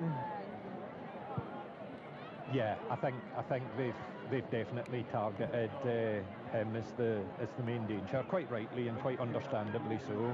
Magnus Linkletter does well to nearly get underneath Colin Risbridger there to keep the ball alive, but it did trundle through to Thompson. He's looking for Erland Risbridger, but the flag from Scott Hamilton on this near side goes up. I think I'm just watching a wee bit as well, the pace of the game now for Adam Lyon there at number 6. He's, you know, slightly starting to struggle with some of these forward runs. As you said earlier on, I'm not sure how much league football he's played this year. I think I'm right in saying he's on the books of Harry, but I'm not sure how much time he's got on the pitch recently. But he's done okay in there. But as you say, it's maybe starting to look slightly leggy in the middle of the park. Well, I know myself, not necessarily playing regular league football and then coming out and playing against, you know, good A players in a Parish Cup final. You know, once you get to 60-70 minutes, that's probably going to be your kind of limit. I just had a block there by Johnny Draver, and Raymond Rendell agrees, just right in the middle of the park on the centre circle. A Stenness free kick will be taken by Damien Sutherland, the centre half. He, I think, will look towards Galbraith possibly. He's looking in that direction.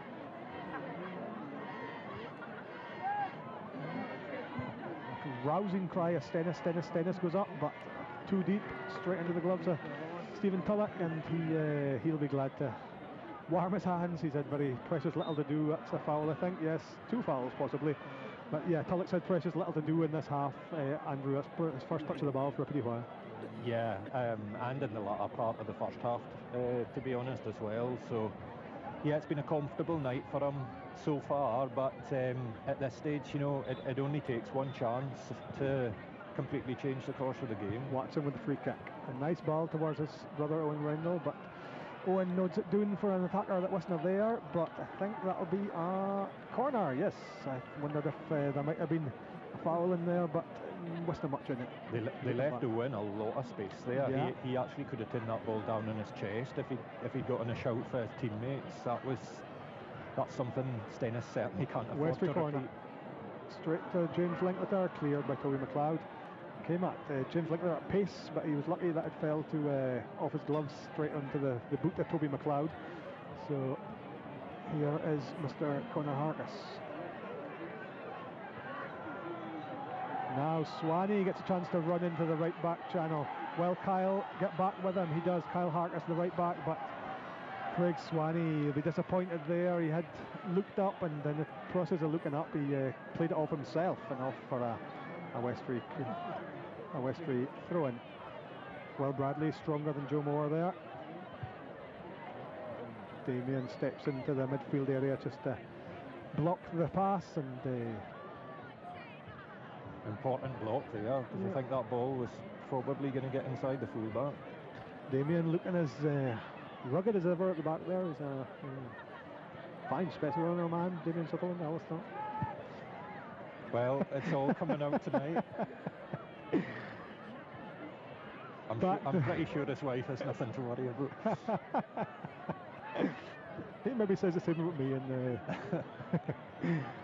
here is Conor Hargis. Only finds Toby McLeod. Toby shuffles off towards his Strumness teammate Ethan Merriman. Sandy Galbraith now moves inside. He's got a yard of space to run into. Gets a shot away, spelled by Stephen Tulloch, but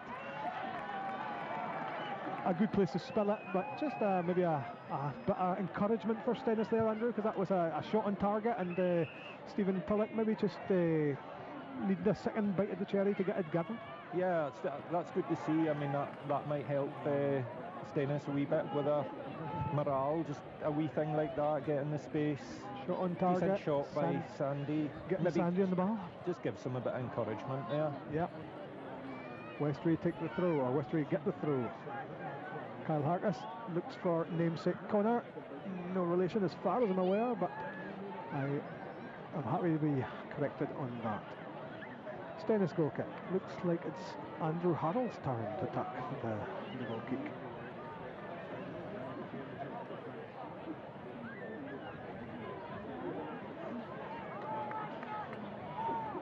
David touched on it at half-time, but the public interest in the Parish Cup just continues to amaze you every year, doesn't it?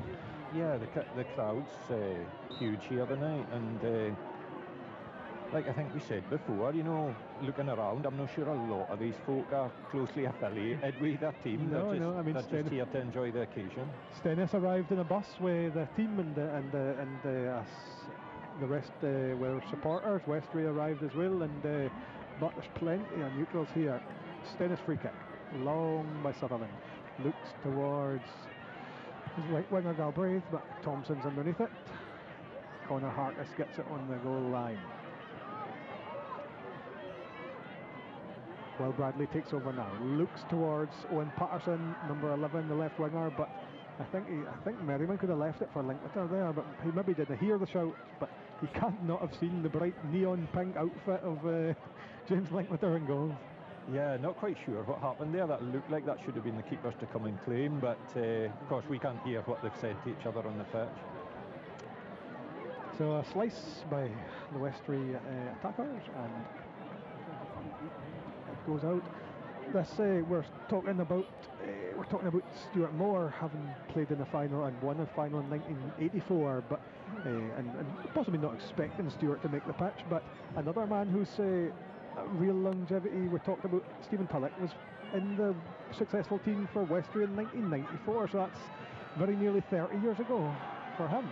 Galbraith now on the right hand side, leaves Watson for dead. He turns. Can he get by Thompson? No, Thompson takes over defensive duties from Watson. Here's Galbraith, turns again. Is it a penalty? No, Remy Rendell doesn't like that. Cleared by Owen Rendell. Stenness retained the ball. Sandy Galbraith seemed to get kind of past Edgar Thompson there. Felt a bit of contact. Enough in it for you, Andrew? Right. First of all, Sandy did brilliantly there, yeah, twisting and turning and holding a couple of men off, but for me not enough in that. There was maybe a wee bit of contact of legs, but the defender didn't really try and tackle him, and I think Sandy perhaps tried to make the most of that. So for me, right decision by the ref. Remy Rendell, given the universal get up off the floor sign that referees do, so obviously he just felt him.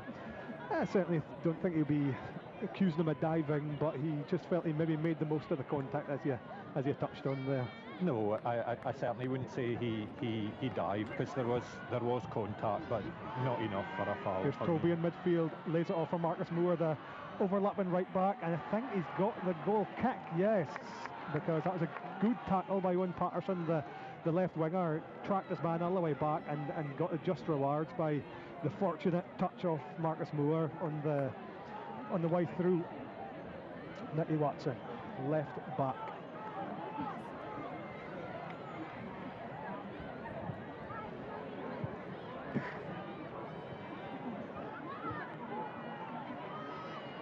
Here is the ball's in the kind of middle third of the pitch here.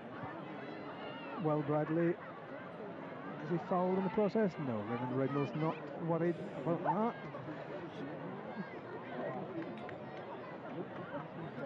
James Linkletter, Stenness goalkeeper, 51 years old, launched it forward. Owen Rendell, good 25-30 years younger than his counterpart in the Stenness goals. He's underneath it. We touched on, Andrew, this Westray team. Owen Rendell and Will Bradley have a lot of football ahead of them, but very experienced in defence and midfield. But good to see they're trusting three young attackers with the three forward positions today. Yeah, that's right. I mean, I think they maybe learnt a wee bit for last year too, in terms of needing a wee bit more pace up top there to threaten the opposition. But yeah, I mean that's probably the place you want to play the less experienced players in a game like this, and they've all done really well tonight. Yes, indeed. Swanee and Sutherland over the ball. Swanee fancying a nibble at it, or will Sutherland? Yes, leaves it for Damien Sutherland, the centre half. I'm not entirely sure what that was. Was that a shot? It looked like a shot, but at least 45 yards.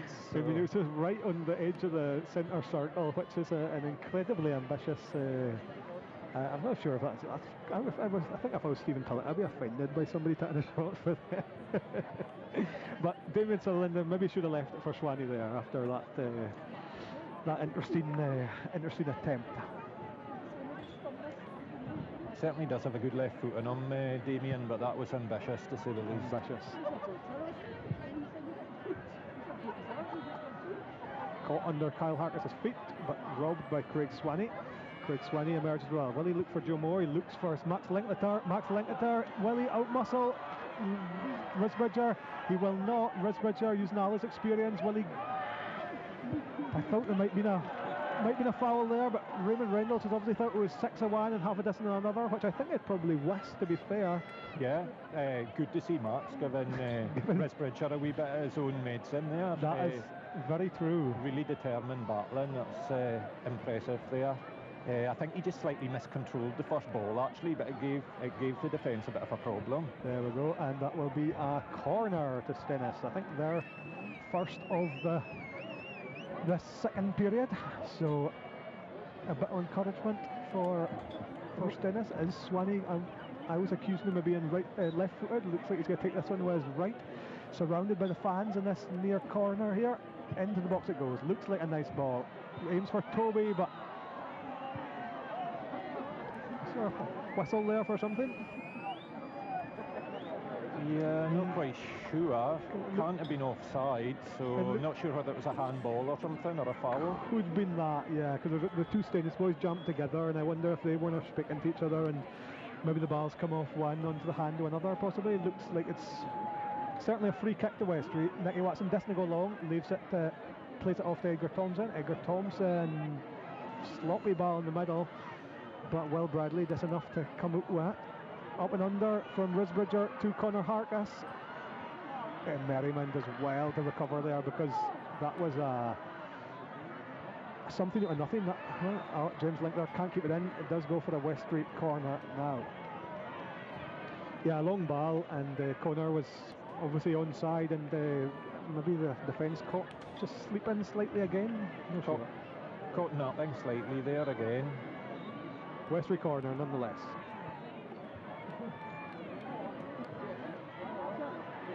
Ooh, well blocked by Adam Lyon, number 6, out for another. Yeah, Lyon did really well there. Read the drop-in ball and stopped the shot. Nicky Watson, left side of this, left-footed corner to come. Right underneath the goalkeeper, but nodded off the post by, I think, Marcus Moore. Joe Moore emerges with it. A really nice ball by Watson again, but that's why you've got man on the post, I suppose. Yeah, I mean, James isn't the tallest goalkeeper, and perhaps doesn't have the biggest leap anymore. So I think that is a potential tactic for Westray, as this way are shown, because they've got some big lads in that team, and if they can, drop balls in there in the 6-yard box, you just don't know what can break for you. Yeah. But Stenness have made their way all the way to the other side. Toby, nice ball looking for Max Linklater, but Risbridger's there and deals with it as efficiently as he normally does. Lyon, he thought Merriman was going to take it off his toes, but he doesn't. But he didn't. But Merriman comes out with it, no harm done. But Lyon's is maybe looking slightly tired there.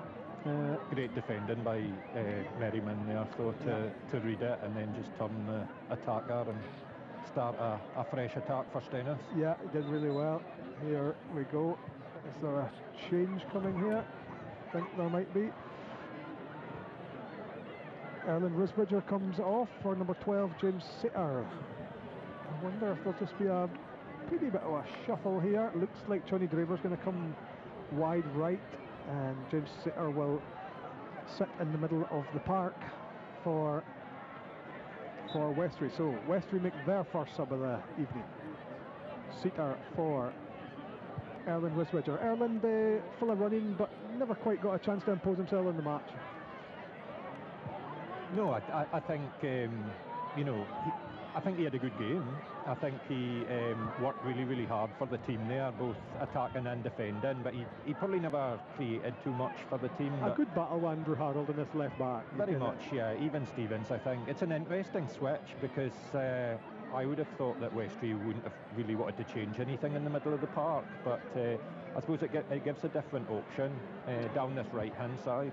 A fresh set of legs for for Westray after about the half's wearing on here, Andrew. That is about 20, we're over the halfway mark in this half. So I suppose if you're going to change things, you want your players to get a chance to feel their way into the match. Here's Stenness now.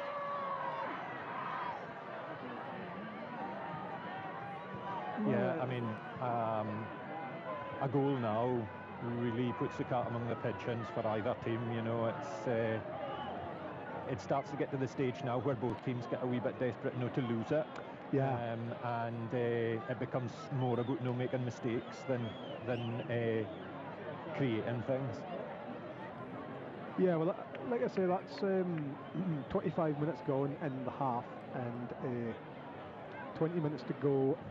70 minutes past here in the 2023 Parish Cup final. So does that start to creep into your mind, Andrew? Do you start thinking about extra time and even penalties at this stage, or is it okay, so give it another 10 minutes before you start considering the alternatives?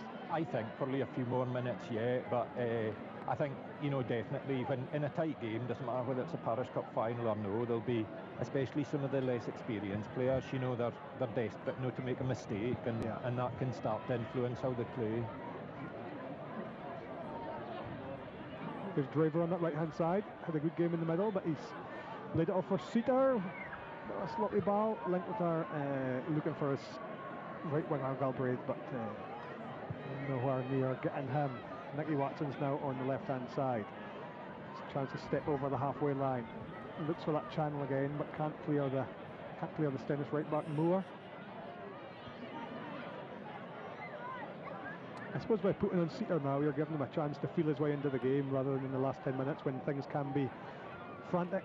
Yeah, and he's a good footballer. He's in obviously quite a few issues with his knee, which has stopped him playing regularly the last few years, but he's a good player.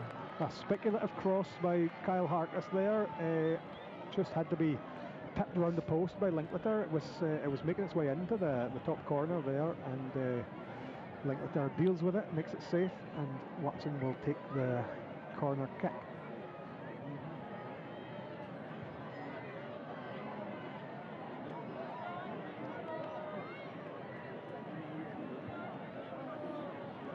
Corner for Westray. Nicky Watson goes front post this time, looking for Risbridger, I think, but he's crowded out by a couple of blue and white shirts of Stenness. Nice ball, and is Owen Reinl onside? He is not. He's offside on that far side, so flag goes up from Scott Hamilton. It was a really tasty ball by I think it was Edgar Thompson. Picked out a nice pass, but Stenness's defensive line held for him, and Merriman will take the free kick towards Swanee. Kyle Harkness is underneath it, but it'll go out for a Stenness throw on this near side to us here at the Picky Centre. You're listening to BBC Radio Orkney with our coverage of the 2023 Parish Cup. Max Linklater having to shift on a couple of spectators to get a decent run up for his throw, because the spectators are fairly surrounding the pitch here, Andrew. Yeah, I'm glad we've got our gantry here, or we wouldn't be seeing much. That was a clear foul. Toby's fast feet of Toby McLeod, Will Bradley. Maybe that's a touch of frustration there. Upends his opposite number 8, Toby McLeod. So Swanee will take this one, it looks like. Well, I would have thought Toby will be all over. There we go. I think Toby's pulled rank with that captain's armband on his bicep. Here's Toby. Toby McLeod, Stenness captain, over the ball. Again, he hits the wall, unfortunately for Stenness. Damien gets a shot away. Nicely held by Stephen Tulloch in goals. Damien Sutherland, the centre half. That left foot of his, a clean hit, was hitting in the top corner, but comfortably held by Stephen Tulloch, and well held in the gloves. Yeah, clean hit, and really good hands for Stephen there, just plucking that out of the air. I thought Toby could have taken a wee bit more time over that free kick. Yeah, he kind of seemed to just get rushed. Clear foul there by Joe Moore on Owen Rendell.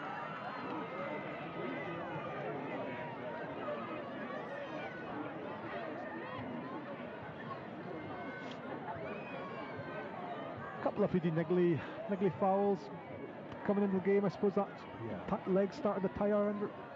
Wee bit of tiredness, I think, yeah. And also guys just desperate not to give anything away. That was, I would have thought maybe a bit of obstruction, but nothing doing for Mr. Rendell in the middle. Max Linkler giving a come on to the Stenness fans. He's wanting to hear more for them. That band of blue and white over there on the far side. Yeah, Mark certainly isn't being overawed by the experienced players in that Westray defence, but he just needs to be a wee bit careful. He doesn't lose his head with that. It's a clear offside. Yeah, as I say, I was linesman in the second leg of that game up in Doomby, and Max does have a tendency to play as tight as he can on the last shoulder, and obviously he went far too soon there. Maybe just lost his possession a pretty bit, but he lives just to stretch the limits of the game. Owen Rendell, Andrew Harold, plays it out. Kyle Harkness into Will Bradley. Johnny Draver takes over on the right hand side now. Pretty foul there. So Westray will have the chance again through Nicky Watson. He's covering plenty of grass today, attacking all these set pieces. He will get a chance to loft it into the box. Risbridger makes his way forward. Owen Rendell's forward, so plenty to aim for in the box. Conor Harkness, not a short player either. Watson over the free kick. Disappointing one. Will Bradley does his best with it, but nothing emerges from it. I would say that's probably a foul, but Raymond Rendell in the middle lets things go. Edgar Thompson's not quite got on his feet yet, and yeah, Linklater was late on Edgar Thompson there. That I think should have been a foul. I wonder if, with the ball being away, whether Rendell, Remy Rendell, just whether he missed it. He was late enough that I think he could have, because I think his eyes were probably already away following the ball. Well, they're following the ball, yeah, I know it. But it's part of that you just touched on a few moments ago. Linklater up front, Mark Linklater is certainly not overawed or indeed nervous again as his centre half opposite numbers are a physical battle, and just letting them ken he's there. No, definitely, and that's very promising for him as a young player as well, because that can be something that they struggle with coming into men's football, but certainly no signs of that for him tonight. Will Bradley looks for Kyle Harkness on his right hand side, just nicked off his toes by Harold, and well cleared. Linklater is chasing after it. Thompson's got it under control though, and lays it off to Watson. Watson up to Patterson, tackled by Moore. Yeah, this game's now just needing a wee bit of quality, to be honest. It's been a really interesting contest, but maybe a wee bit short on quality, and it's just that time now where if someone can produce something, that could be enough to clinch it. Well, that's right, indeed. We are fast approaching the last 10 minutes or so, and Joe Moore gets underneath it, just enough to clear it. Risbridger shoots from distance, and a nice clean hit, and not a million miles away, but I think Linklater had eyes on it all the way. That was nearly as ambitious as Damien's ones earlier, but that was actually a really good hit.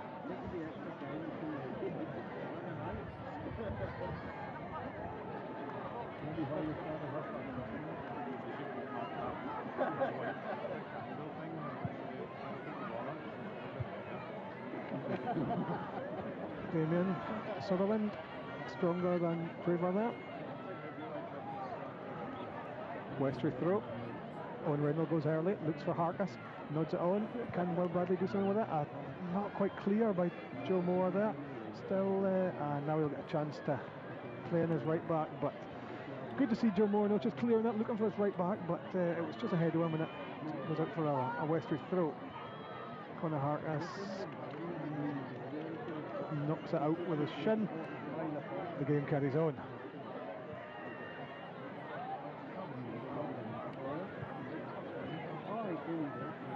Thompson just marshalling Linklater well there. Draver on this right hand side, not quite got to grips with that right wing role yet. He's but nonetheless a real quality player over the last 20 years or more for Westray and Thorfinn as well. Westray throw again.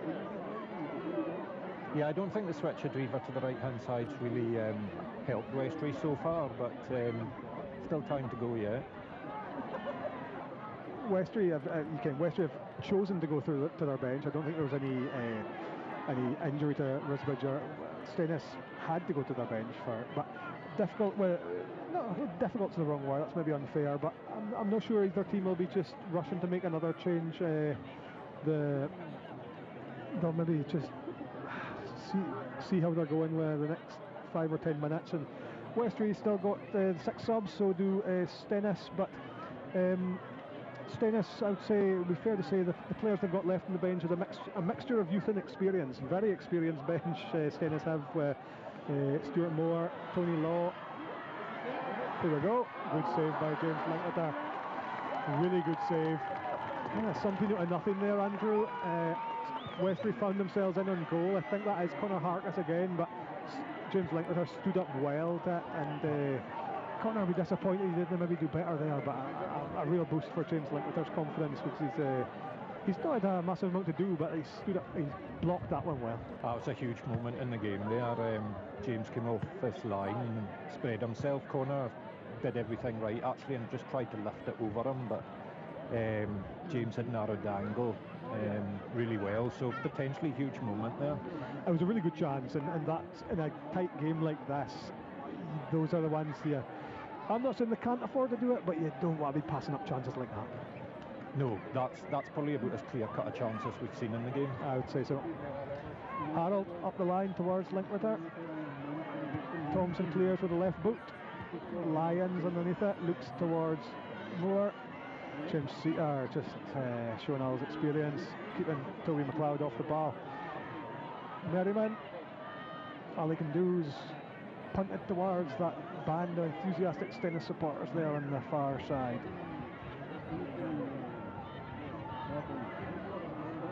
Here's Johnny Draver in goal. He's rounded the goalkeeper. He has missed.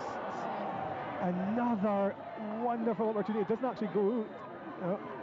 It has gone out. Just another simple ball through, Andrew. Johnny Draver ruins the goalkeeper, and he time was against him to get the shot away, but he dragged it right across the face of goal.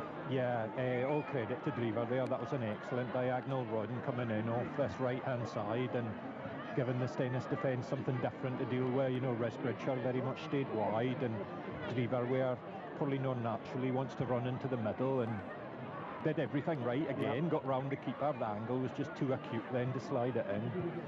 You've been practicing your angles at home. Here's Owen Rendell, rides the challenge, he's into the box, cross, lovely clearance by Damon Sutherland, but Westray's starting to turn the screw a bit here, Andrew. That's 2 good chances and a driving run by Owen Rendell as well. Westray's got their tails up a bit here, and they do look the kind of slightly more stronger and more powerful team at the moment. Another Watson set piece. A veteran in the 5 finals, as I said in the first half. Great ball again, looks good. Cleared. Kyle Harkness can't quite bring it under control. Linklater robs him, and he rides the challenge of James Seater. Here goes Linklater. All that pace now. He's looking for Galbraith for a bit of help, but what a tackle by Thompson. I think that was a slice pass by Swanee, but if he'd let it run, I think Marcus Moore had a better position than Galbraith, but Galbraith tried to gather it. Stenness still with the ball. Galbraith onside, well onside. Looks for Linklater, but that was a poor cross. Harkness gives it to Rendell, gives it to Draver. Draver looks forward, turns back to Owen Rendell. Rendell. Sorry, Adam. I think that's potentially Stenness's game now, is to play on the break like that. Connor Harkness hits the byline, has to head up and wait for support. Johnny Draver is the man who is helping him out. Long cross, but over the bar of James Linklater. Yeah, you're saying, Andrew, the counter-attack might be the well, counter-attack, looking for those two, looks to be maybe the two forwards of Galbraith and Max Linklater. Now, I wonder if there's just been a very slight alteration in shape. Certainly Swanee, I wonder, is playing slightly deeper than Galbraith is.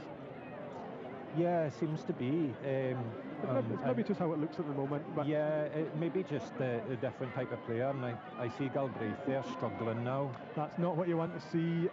Galbraith down with a pretty bit of cramp, which is with extra time looming. I think I'm right in saying there's about 5 minutes to go in the half with extra time looming. That's not what you want to see if you're on the Stenness bench. No, that's a horrible feeling when that starts. I've been there a few times. Hopefully he can kind of get it stretched off and carry on, but it's easier said than done. So some of the Stenness players are starting on a bit of fluid. Maybe getting some instructions for the bench.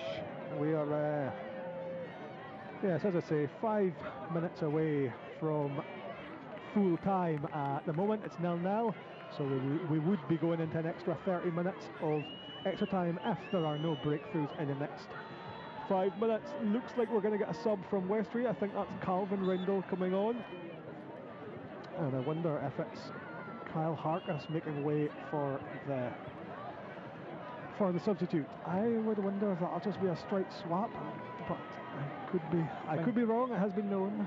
I think it probably will be. I think maybe Calvin started last year's final in that position, did he? I wonder if he did. I think he was in the back line.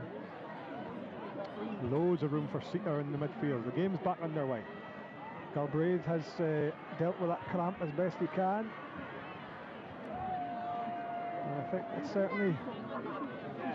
certainly playing further forward, Galbraith, in this as the game wears on. I wonder if they're just trying, like you said, Andrew, to stretch that back line. Risbridge are underneath it, well done. A nice header, but it does look for a throw in. And that's really horrible as a forward player as well when that cramp starts, because you have to be able to sprint. You have to be dynamic, yeah. Yeah, and you know, that's probably just going to start the cramp again as soon as you go. So Galbraith carries on. Wonder if they'll try and see up the 90 at least.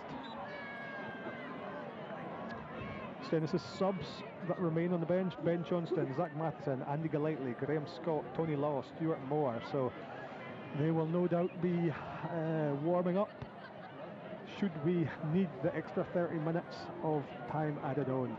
Tony Law's not a player I'm familiar with, I have to say. But the rest, I think Stenness will be holding with the 11 they've got on the pitch for as long as possible. I think Stenness changes are more likely to be enforced than by choice. Westray are in the half they want to be in. They're in Stenness' half, but Craig Swanee rubs, he's number 17, so is Calvin Rendell. He turns him. Calvin Rendell not quite gotten a touch on the ball yet. Craig Swanee, excellent play by him, looks to the far side of the field, but Marcus Moore still fella running at this stage. I think he got a nick off. Oh no, didn't see it. My eyes tell a lie. I absolutely did see it. It's a Westray throw. Tony Law plays largely for Aki's Reserves, a team I'm quite familiar with, and he would again be on the very experienced camp, would be how I would put it, Andrew. But a Stenness resident now, and dedicated to the cause. Toby McLeod nods it back to Linklater. Will he get there? He won't. That's such a sloppy corner to give away at this stage of the game. I mean, if Westray, sloppy is maybe the wrong word, but a cheap corner to give away. Wee bit cheap, yeah. I thought Linklater was maybe a wee bit slow to react to that. I didn't think it was the worst header from McLeod, but it's a corner anyway, and it gives them a chance to get the big lads up again. Patterson takes the corner, number 11. He launched it in the box. It's going towards Linklater, but it's a goal for Westray. What a goal! I think that was, who was that rose highest? Was that, it wasn't Edgar, it was Owen Rendell. It's Captain Owen Rendell. I couldn't see the number. He rose highest, got there ahead of James Linklater. He was effectively unmarked, I think, Andrew. He got far too much room. What a goal for Westray, or what a time to score it. A really simple goal, a cheap corner to give away for Stenness. Owen Patterson plays it in, and Owen Rendell rises highest. Westray 1, Stenness 0. Yeah, well, that really changes this last part of the game now, and we spoke before about that ball into the 6-yard box. Put the keeper under pressure, and there was no one in there helping him, and it was really the simplest of tasks in the end for Owen Rendell. I don't know if James Linklater could have attacked the ball, but there was no way he was getting there ahead of Owen Rendell anyway. He rose like a salmon in the 6-yard box and nodded it into the effectively empty net. It's the simplest header Owen Rendell will ever score, but it makes all the difference. Westray 1, Stenness 0. There's not long to go. I think we have just ticked into added time here. So a late goal, late drama here in the 2023 Parish Cup between Stenness and Westray. Sandy Galbraith looks for Max Linklater, but it flashes across the face of goal, and just a bit too far ahead of young Mr. Linklater. But yes, goals change games, Andrew, and that will, unless Stenness can come up with something special in the next few moments, and there won't be much added time in this second half. There's been 2 subs by Westray, and so it's time is against the blue and white hoops of Stenness. Yeah, it's a huge blow. That's it. It's Westray's Parish Cup. They win the Parish Cup for a 4th time. For the first time since 1999, Westray will win the Parish Cup. There are ecstatic scenes. The Bairns have streamed onto the pitch. The Westray boys are forming a huddle there, and that goal can have come in the 90th minute or after. What an end to this game, Andrew. And maybe a game that was just lacking a pretty bit of quality, but real drama at the end here. Yeah, I mean, Westray were probably the slightly better team throughout the game, certainly after the first 15 minutes or so. From that point of view, I think they deserved it, but heartbreaking for Stenness because they put so much into that game, and they'd really played their hearts out, and I really feel for them losing in that way. No, that's a tough one to take for Stenness, no doubt about that, because they'll look back, and if they watch our stream, they'll maybe think that's just an avoidable corner, but Westray converted from that corner, and yes, it's Westray's Parish Cup. The 2023 silverware will go north of the Galt for